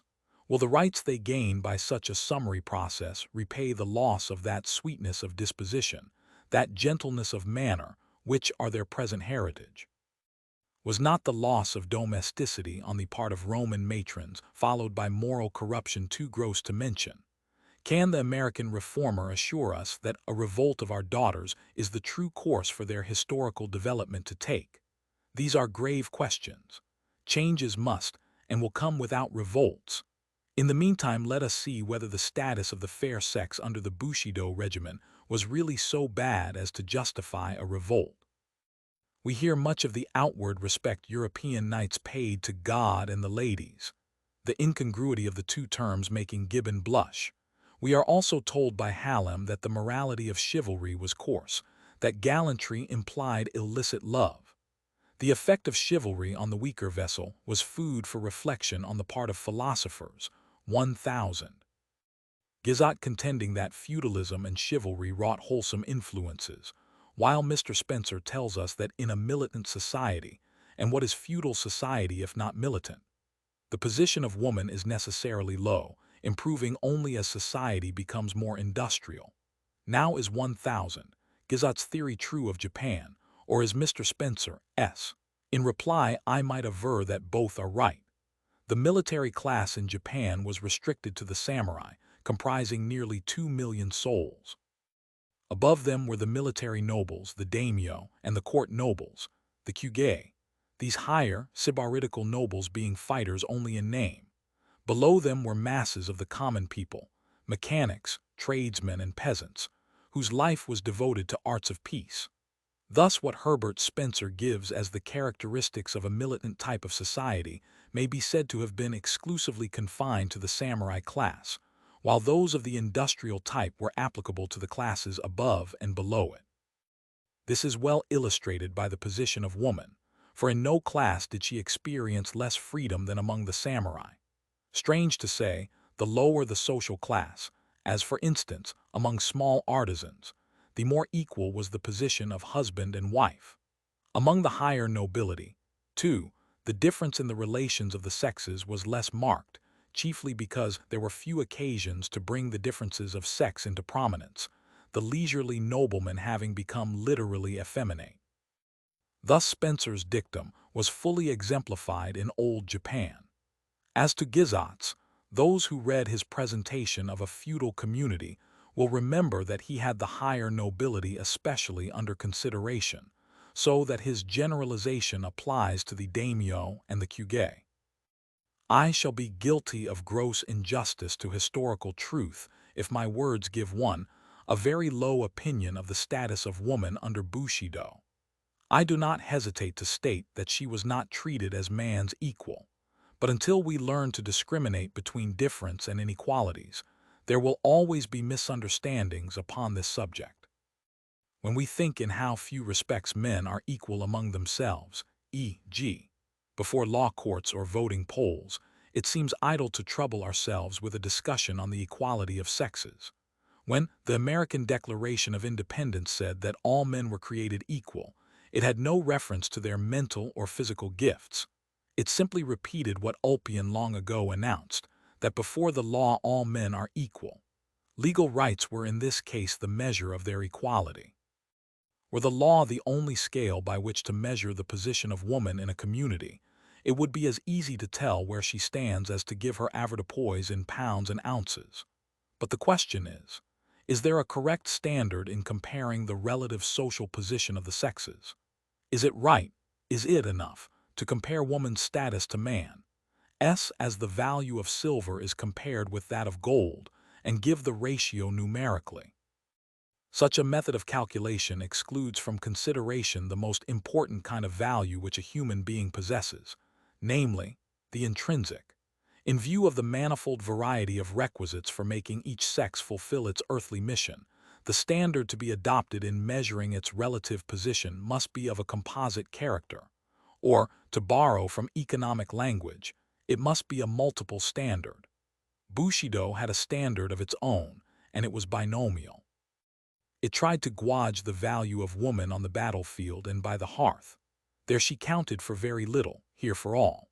The treatment accorded her corresponded to this double measurement. As a social-political unit, not much, while as wife and mother she received highest respect and deepest affection. Why among so military a nation as the Romans were their matrons so highly venerated? Was it not because they were matrona mothers? Not as fighters or lawgivers, but as their mothers did men bow before them. So with us. While fathers and husbands were absent in field or camp, the government of the household was left entirely in the hands of mothers and wives. The education of the young, even their defense, was entrusted to them. The warlike exercises of women, of which I have spoken, were primarily to enable them intelligently to direct and follow the education of their children. I have noticed a rather superficial notion prevailing among half-informed foreigners that because the common Japanese expression for one's wife is "my rustic wife," and the like, she is despised and held in little esteem. When it is told that such phrases as "my foolish father," "my swinish son," "my awkward self," etc. are in current use, is not the answer clear enough? To me, it seems that our idea of marital union goes in some ways further than the so-called Christian. Man and woman shall be one flesh. The individualism of the Anglo-Saxon cannot let go of the idea that husband and wife are two persons. Hence, when they disagree, their separate rights are recognized, and when they agree, they exhaust their vocabulary in all sorts of silly pet names and nonsensical blandishments. It sounds highly irrational to our ears when a husband or wife speaks to a third party of his other half, better or worse, as being lovely, bright, kind, and what not. Is it good taste to speak of oneself as my bright self, my lovely disposition, and so forth? We think praising one's own wife or one's own husband is praising a part of one's own self, and self-praise is regarded, to say the least, as bad taste among us, and I hope among Christian nations too. I have diverged at some length because the polite debasement of one's consort was a usage most in vogue among the samurai. The Teutonic races beginning their tribal life with a superstitious awe of the fair sex, though this is really wearing off in Germany, and the Americans beginning their social life under the painful consciousness of the numerical insufficiency of women, who, now increasing, are, I am afraid, fast losing the prestige their colonial mothers enjoyed.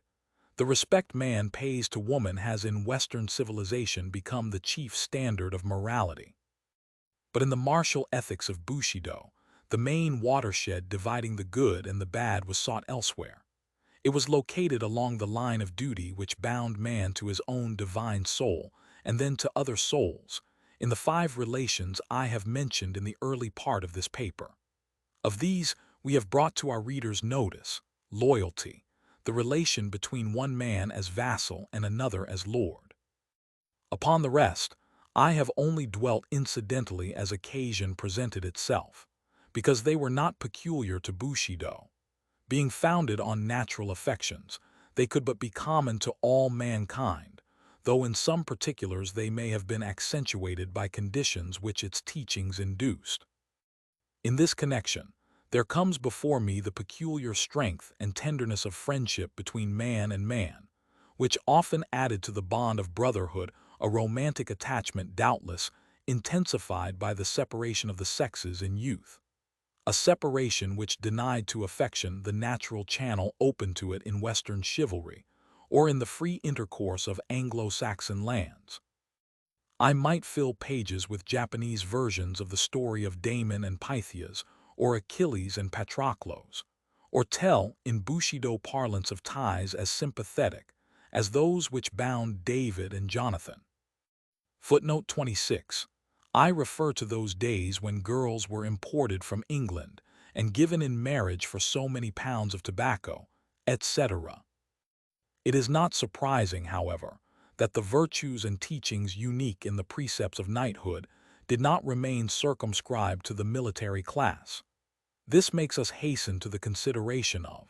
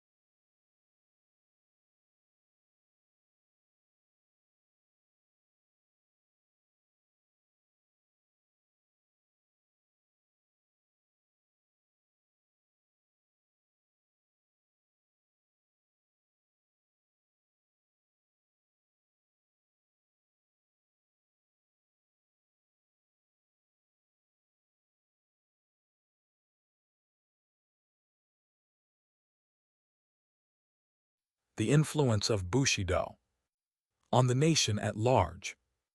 We have brought into view only a few of the more prominent peaks which rise above the range of knightly virtues, in themselves so much more elevated than the general level of our national life. As the sun in its rising first tips the highest peaks with russet hue, and then gradually casts its rays on the valley below, so the ethical system which first enlightened the military order drew, in course of time, followers from amongst the masses. Democracy raises up a natural prince for its leader, and aristocracy infuses a princely spirit among the people. Virtues are no less contagious than vices. There needs but one wise man in a company, and all are wise, so rapid is the contagion, says Emerson. No social class or caste can resist the diffusive power of moral influence. Prate as we may of the triumphant march of Anglo-Saxon liberty, rarely has it received impetus from the masses. Was it not rather the work of the squires and gentlemen? Very truly does 1,000. Taine say, these three syllables, as used across the Channel, summarize the history of English society. Democracy may make self-confident retorts to such a statement and fling back the question, when Adam delved and Eve span, where then was the gentleman? All the more pity that a gentleman was not present in Eden. The first parents missed him sorely and paid a high price for his absence. Had he been there, not only would the garden have been more tastefully dressed, but they would have learned without painful experience that disobedience to Jehovah was disloyalty and dishonor, treason and rebellion. What Japan was she owed to the samurai? They were not only the flower of the nation but its root as well. All the gracious gifts of heaven flowed through them.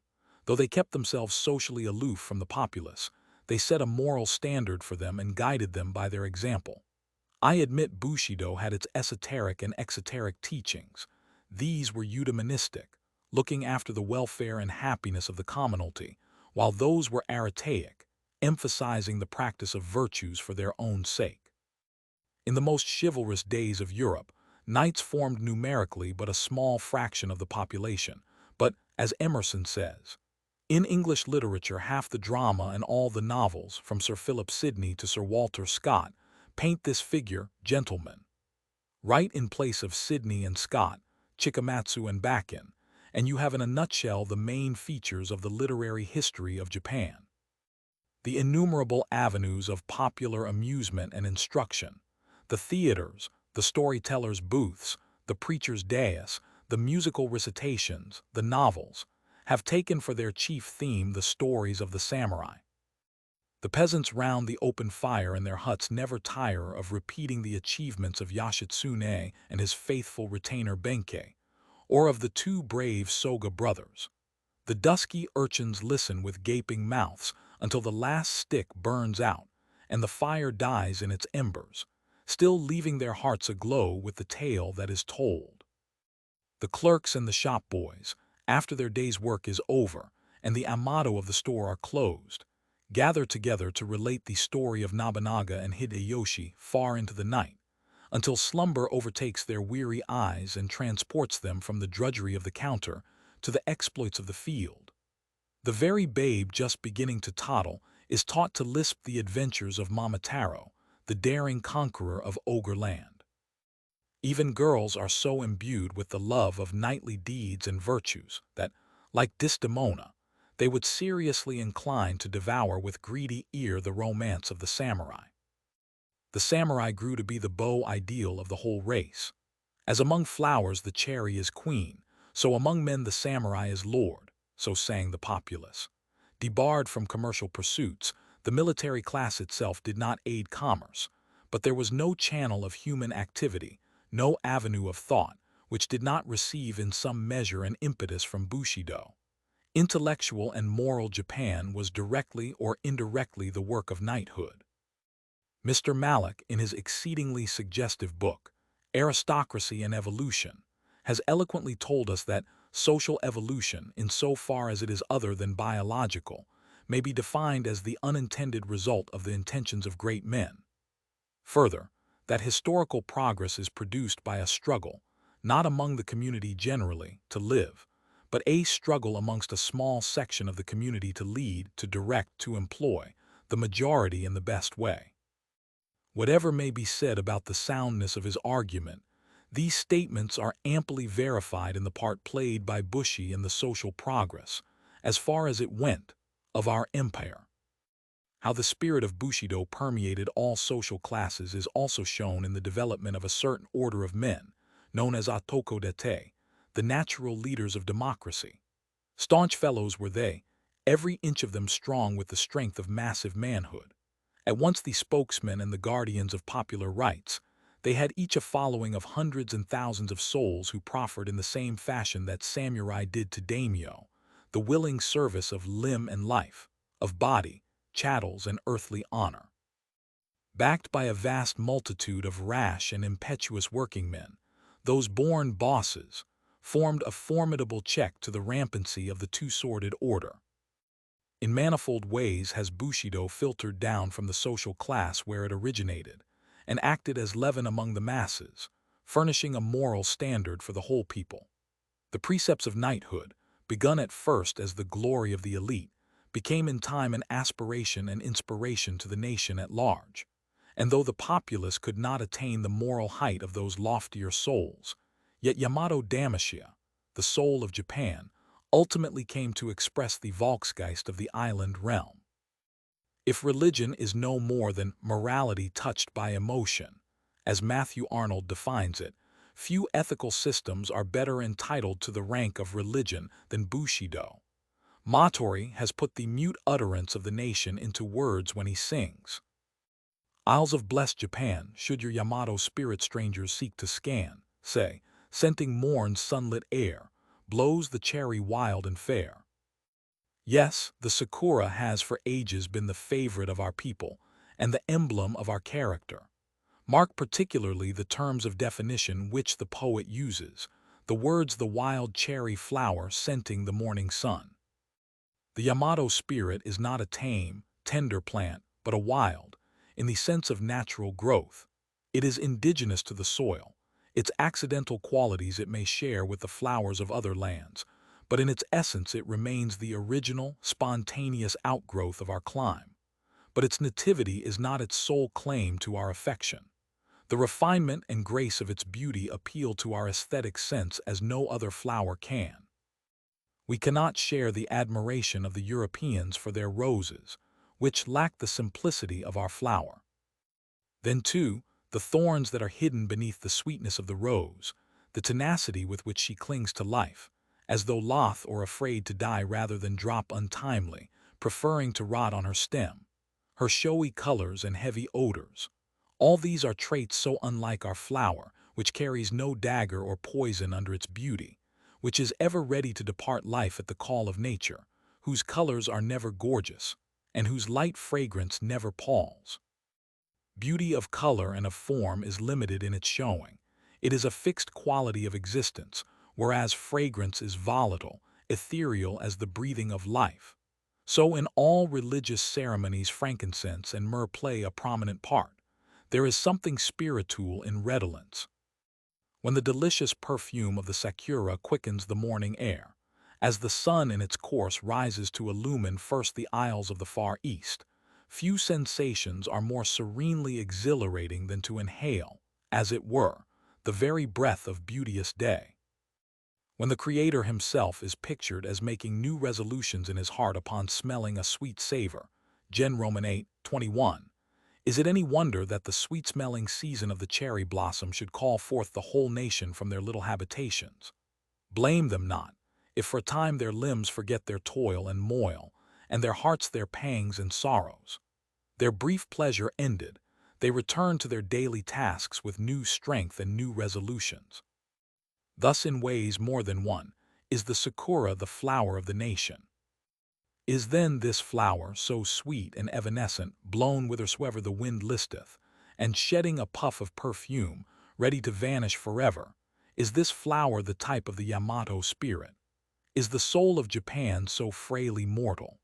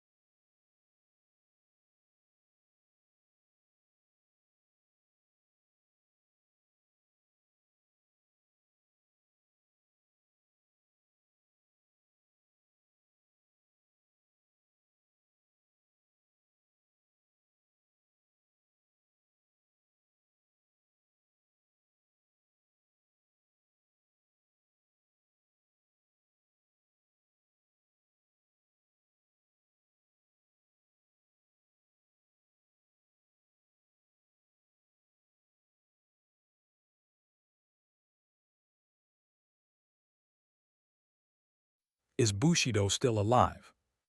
Or has Western civilization, in its march through the land, already wiped out every trace of its ancient discipline? It were a sad thing if a nation's soul could die so fast. That were a poor soul that could succumb so easily to extraneous influences. The aggregate of psychological elements which constitute a national character is as tenacious as the irreducible elements of species, of the fins of fish, of the beak of the bird, of the tooth of the carnivorous animal. In his recent book, full of shallow asseverations and brilliant generalizations, 1000, Leben says, "The discoveries due to the intelligence are the common patrimony of humanity. Qualities or defects of character constitute the exclusive patrimony of each people. They are the firm rock which the waters must wash day by day for centuries, before they can wear away even its external asperities." These are strong words and would be highly worth pondering over, provided there were qualities and defects of character which constitute the exclusive patrimony of each people.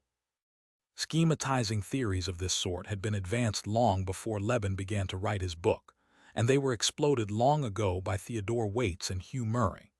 In studying the various virtues instilled by Bushido, we have drawn upon European sources for comparison and illustrations, and we have seen that no one quality of character was its exclusive patrimony. It is true the aggregate of moral qualities presents a quite unique aspect. It is this aggregate which Emerson names a compound result into which every great force enters as an ingredient. But instead of making it, as Leben does, an exclusive patrimony of a race or people, the Concord philosopher calls it, an element which unites the most forcible persons of every country, makes them intelligible and agreeable to each other, and is somewhat so precise that it is at once felt if an individual lack the Masonic sign. The character which Bushido stamped on our nation and on the samurai in particular cannot be said to form an irreducible element of species, but nevertheless as to the vitality which it retains there is no doubt. Were Bushido a mere physical force, the momentum it has gained in the last 700 years could not stop so abruptly. Were it transmitted only by heredity, its influence must be immensely widespread.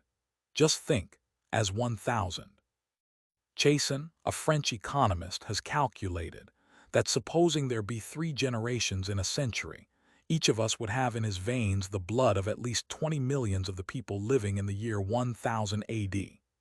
The merest peasant that grubs the soil, bowed by the weight of centuries, has in his veins the blood of ages, and is thus a brother to us as much as to the ox. An unconscious and irresistible power, Bushido has been moving the nation and individuals. It was an honest confession of the race when Yasuda Shoin, one of the most brilliant pioneers of modern Japan, wrote on the eve of his execution the following stanza. "Full well I knew this course must end in death. It was Yamato's spirit urged me on to dare whate'er betide." Unformulated, Bushido was and still is the animating spirit, the motor force of our country. Mr. Ransom says that there are 3 distinct Japans in existence side by side today, the old, which has not wholly died out, the new, hardly yet born except in spirit, and the transition passing now through its most critical throes. While this is very true in most respects, and particularly as regards tangible and concrete institutions, the statement, as applied to fundamental ethical notions, requires some modification. For Bushido, the maker and product of old Japan, is still the guiding principle of the transition and will prove the formative force of the new era. The great statesmen who steered the ship of our state through the hurricane of the Restoration and the whirlpool of national rejuvenation were men who knew no other moral teaching than the precepts of knighthood.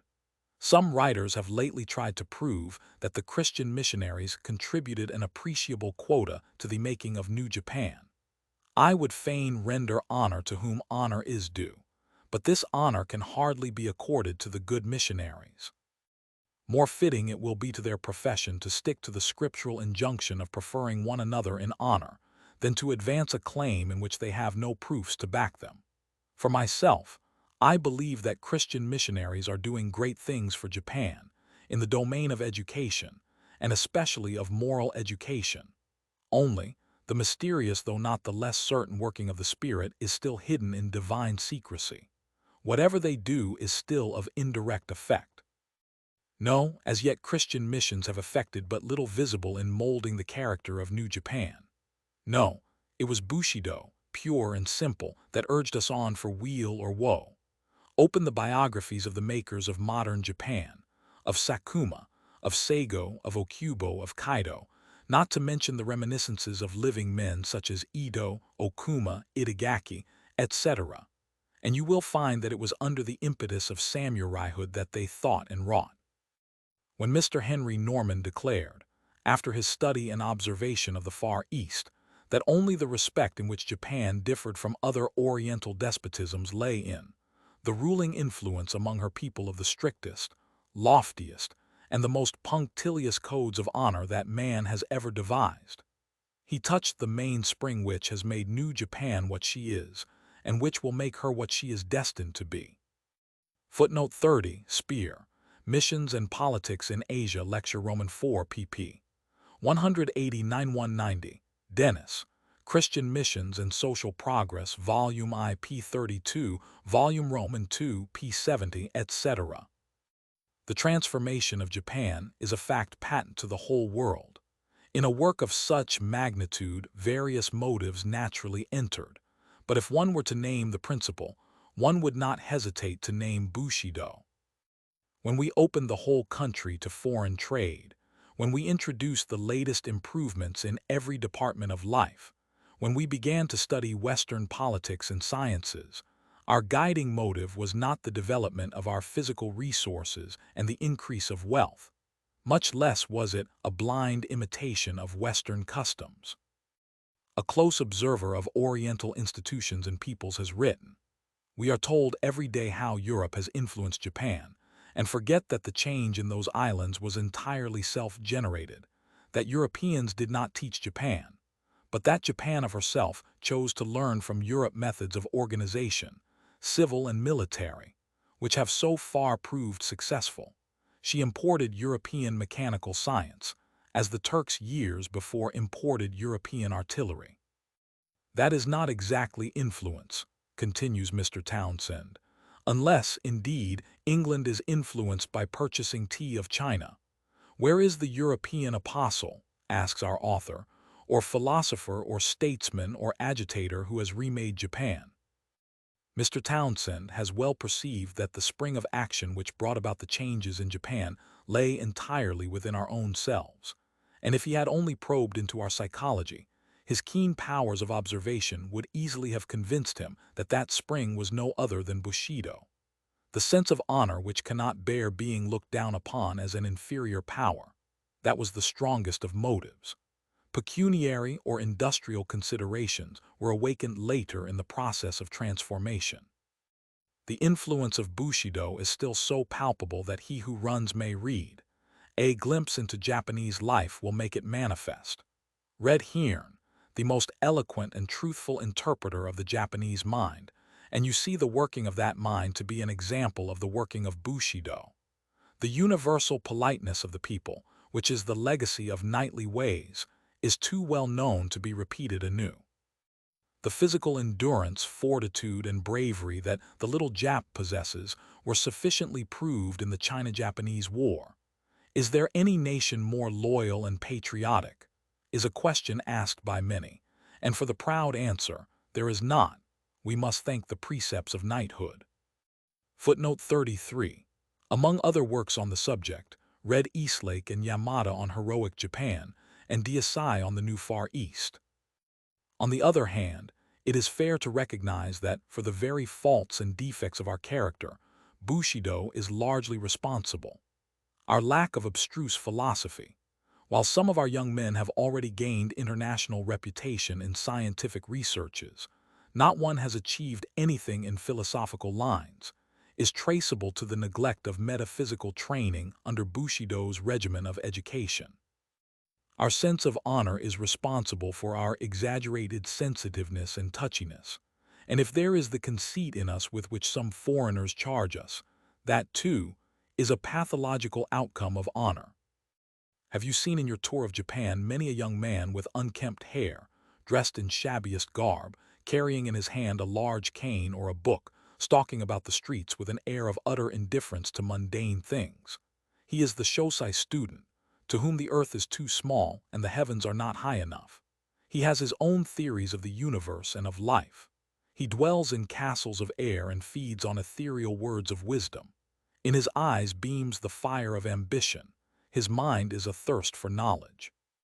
Penury is only a stimulus to drive him onward. Worldly goods are in his sight shackles to his character. He is the repository of loyalty and patriotism. He is the self-imposed guardian of national honor. With all his virtues and his faults, he is the last fragment of Bushido. Deep-rooted and powerful as is still the effect of Bushido, I have said that it is an unconscious and mute influence. The heart of the people responds, without knowing the reason why, to any appeal made to what it has inherited, and hence the same moral idea expressed in a newly translated term and in an old Bushido term has a vastly different degree of efficacy. A backsliding Christian, whom no pastoral persuasion could help from downward tendency, was reverted from his course by an appeal made to his loyalty, the fidelity he once swore to his master. The word loyalty revived all the noble sentiments that were permitted to grow lukewarm. A band of unruly youths engaged in a long-continued student strike in a college on account of their dissatisfaction with a certain teacher disbanded at two simple questions put by the director. Is your professor a blameless character? If so, you ought to respect him and keep him in the school. Is he weak? If so, it is not manly to push a falling man. The scientific incapacity of the professor, which was the beginning of the trouble, dwindled into insignificance in comparison with the moral issues hinted at. By arousing the sentiments nurtured by Bushido, moral renovation of great magnitude can be accomplished. One cause of the failure of mission work is that most of the missionaries are grossly ignorant of our history. What do we care for heathen records, some say, and consequently estrange their religion from the habits of thought we and our forefathers have been accustomed to for centuries past, mocking a nation's history, as though the career of any people, even of the lowest African savages possessing no record, were not a page in the general history of mankind, written by the hand of God himself. The very lost races are a palimpsest to be deciphered by a seeing eye. To a philosophically and pious mind, the races themselves are marks of divine chirography clearly traced in black and white as on their skin. And if this simile holds good, the yellow race forms a precious page inscribed in hieroglyphics of gold. Ignoring the past career of a people, missionaries claim that Christianity is a new religion, whereas, to my mind, it is an old story, which, if presented in intelligible words, that is to say, if expressed in the vocabulary familiar in the moral development of a people, will find easy lodgment in their hearts, irrespective of race or nationality. Christianity in its American or English form, with more of Anglo-Saxon freaks and fancies than grace and purity of its founder, is a poor scion to graft on Bushido stock. Should the propagator of the new faith uproot the entire stock, root and branches, and plant the seeds of the gospel on the ravaged soil? Such a heroic process may be possible in Hawaii, where, it is alleged, the church militant had complete success in amassing spoils of wealth itself, and in annihilating the aboriginal race. Such a process is most decidedly impossible in Japan. Nay, it is a process which Jesus himself would never have employed in founding his kingdom on earth. It behooves us to take more to heart the following words of a saintly man, devout Christian and profound scholar. Men have divided the world into heathen and Christian, without considering how much good may have been hidden in the one, or how much evil may have been mingled with the other. They have compared the best part of themselves with the worst of their neighbors, the ideal of Christianity with the corruption of Greece or the East. They have not aimed at impartiality, but have been contented to accumulate all that could be said in praise of their own, and in dispraise of other forms of religion. But whatever may be the error committed by individuals, there is little doubt that the fundamental principle of the religion they profess is a power which we must take into account in reckoning.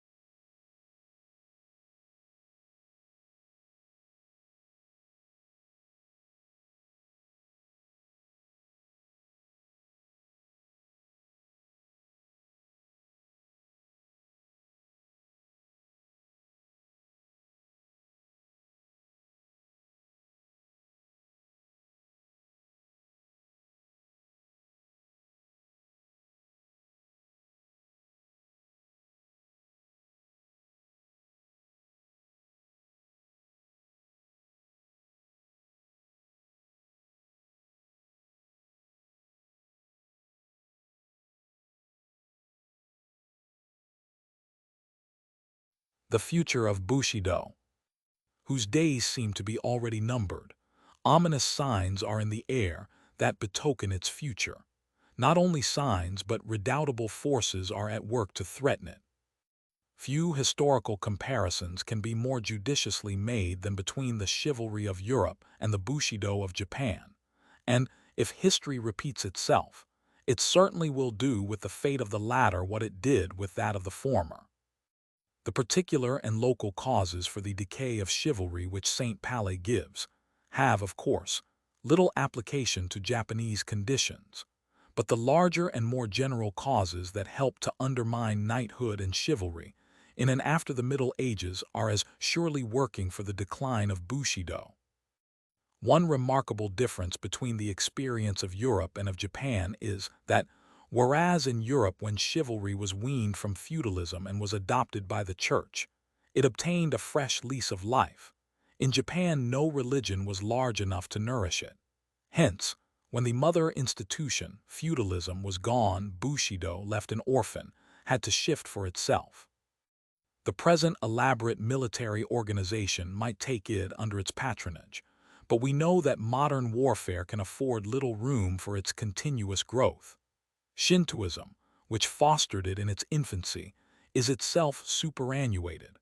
The hoary sages of ancient China are being supplanted by the intellectual parvenu of the type of Bentham and Mill.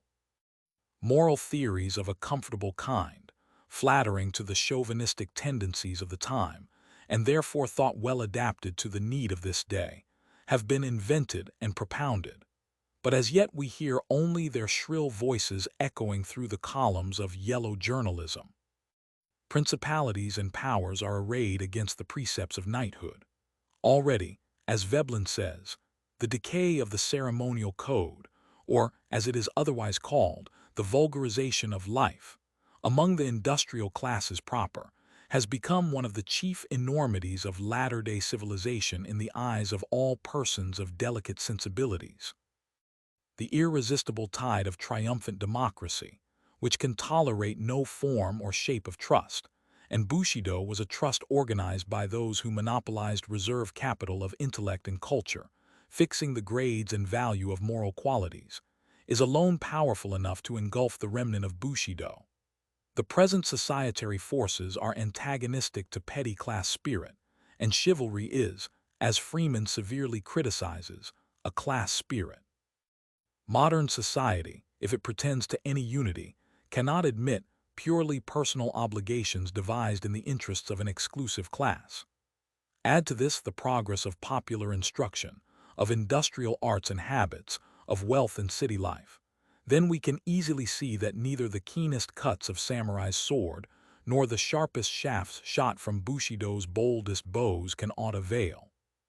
The state built upon the rock of honor, and fortified by the same, shall we call it the Ehrenstadt, or, after the manner of Carlo, the hierarchy, is fast falling into the hands of quibbling lawyers and gibbering politicians armed with logic-chopping engines of war.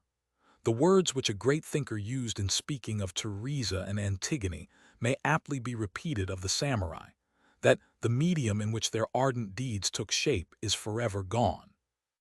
Alas for knightly virtues! Alas for samurai pride! Morality ushered into the world with the sound of bugles and drums is destined to fade away as the captains and the kings depart. If history can teach us anything, the state built on martial virtues, be it a city like Sparta or an empire like Rome, can never make on earth a continuing city. Universal and natural as is the fighting instinct in man, fruitful as it has proved to be of noble sentiments and manly virtues, it does not comprehend the whole man. Beneath the instinct to fight there lurks a diviner instinct to love.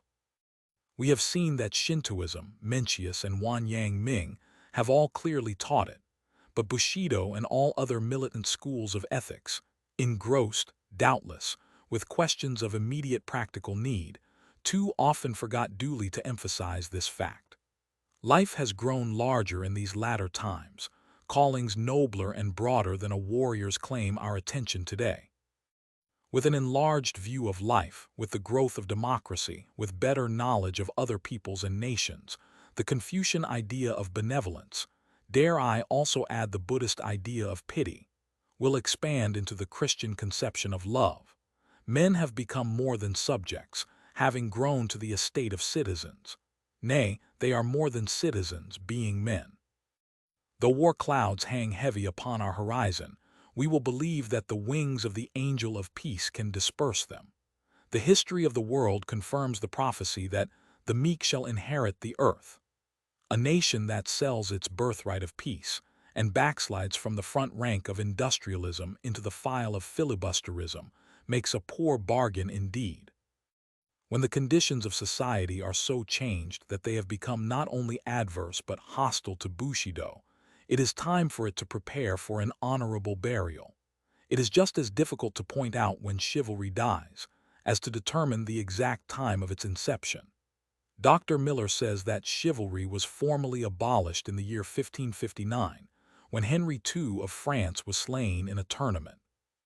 With us, the edict formally abolishing feudalism in 1870 was the signal to toll the knell of Bushido.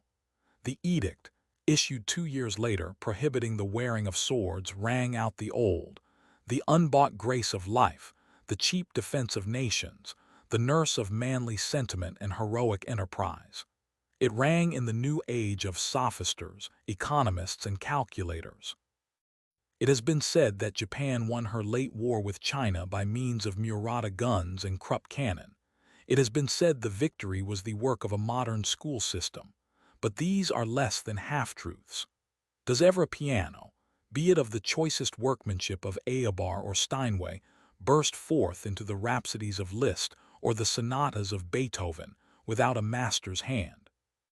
Or if guns win battles, why did not Louis Napoleon beat the Prussians with his mitrailleuse, or the Spaniards with their Mausers the Filipinos, whose arms were no better than the old-fashioned Remingtons? Needless to repeat what has grown a trite saying that it is the spirit that quickeneth, without which the best of implements profiteth but little. The most improved guns and cannon do not shoot of their own accord. The most modern educational system does not make a coward a hero. No. What won the battles on the Yalu in Korea and Manchuria was the ghosts of our fathers, guiding our hands and beating in our hearts. They are not dead, those ghosts, the spirits of our warlike ancestors. To those who have eyes to see, they are clearly visible. Scratch a Japanese of the most advanced ideas and he will show a samurai. The great inheritance of honor, of valor, and of all martial virtues is, as Professor Cram very fitly expresses it, but ours on trust, the fief inalienable of the dead and of the generation to come, and the summons of the present is to guard this heritage, nor to bate one jot of the ancient spirit. The summons of the future will be so to widen its scope as to apply it in all walks and relations of life. It has been predicted, and predictions have been corroborated by the events of the last half-century, that the moral system of feudal Japan, like its castles and its armories, will crumble into dust, and new ethics rise phoenix-like to lead New Japan in her path of progress.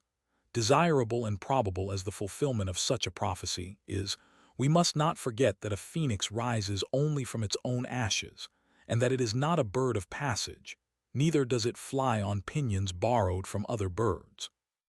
The kingdom of God is within you. It does not come rolling down the mountains, however lofty. It does not come sailing across the seas, however broad. God has granted, says the Quran, to every people a prophet in its own tongue. The seeds of the kingdom, as vouched for and apprehended by the Japanese mind, blossomed in Bushido. Now its days are closing, sad to say, before its full fruition, and we turn in every direction for other sources of sweetness and light, of strength and comfort, but among them there is as yet nothing found to take its place. The profit and loss philosophy of utilitarians and materialists finds favor among logic choppers with half a soul. The only other ethical system which is powerful enough to cope with utilitarianism and materialism is Christianity, in comparison with which Bushido, it must be confessed, is like a dimly burning wick, which the Messiah was proclaimed not to quench but to fan into a flame.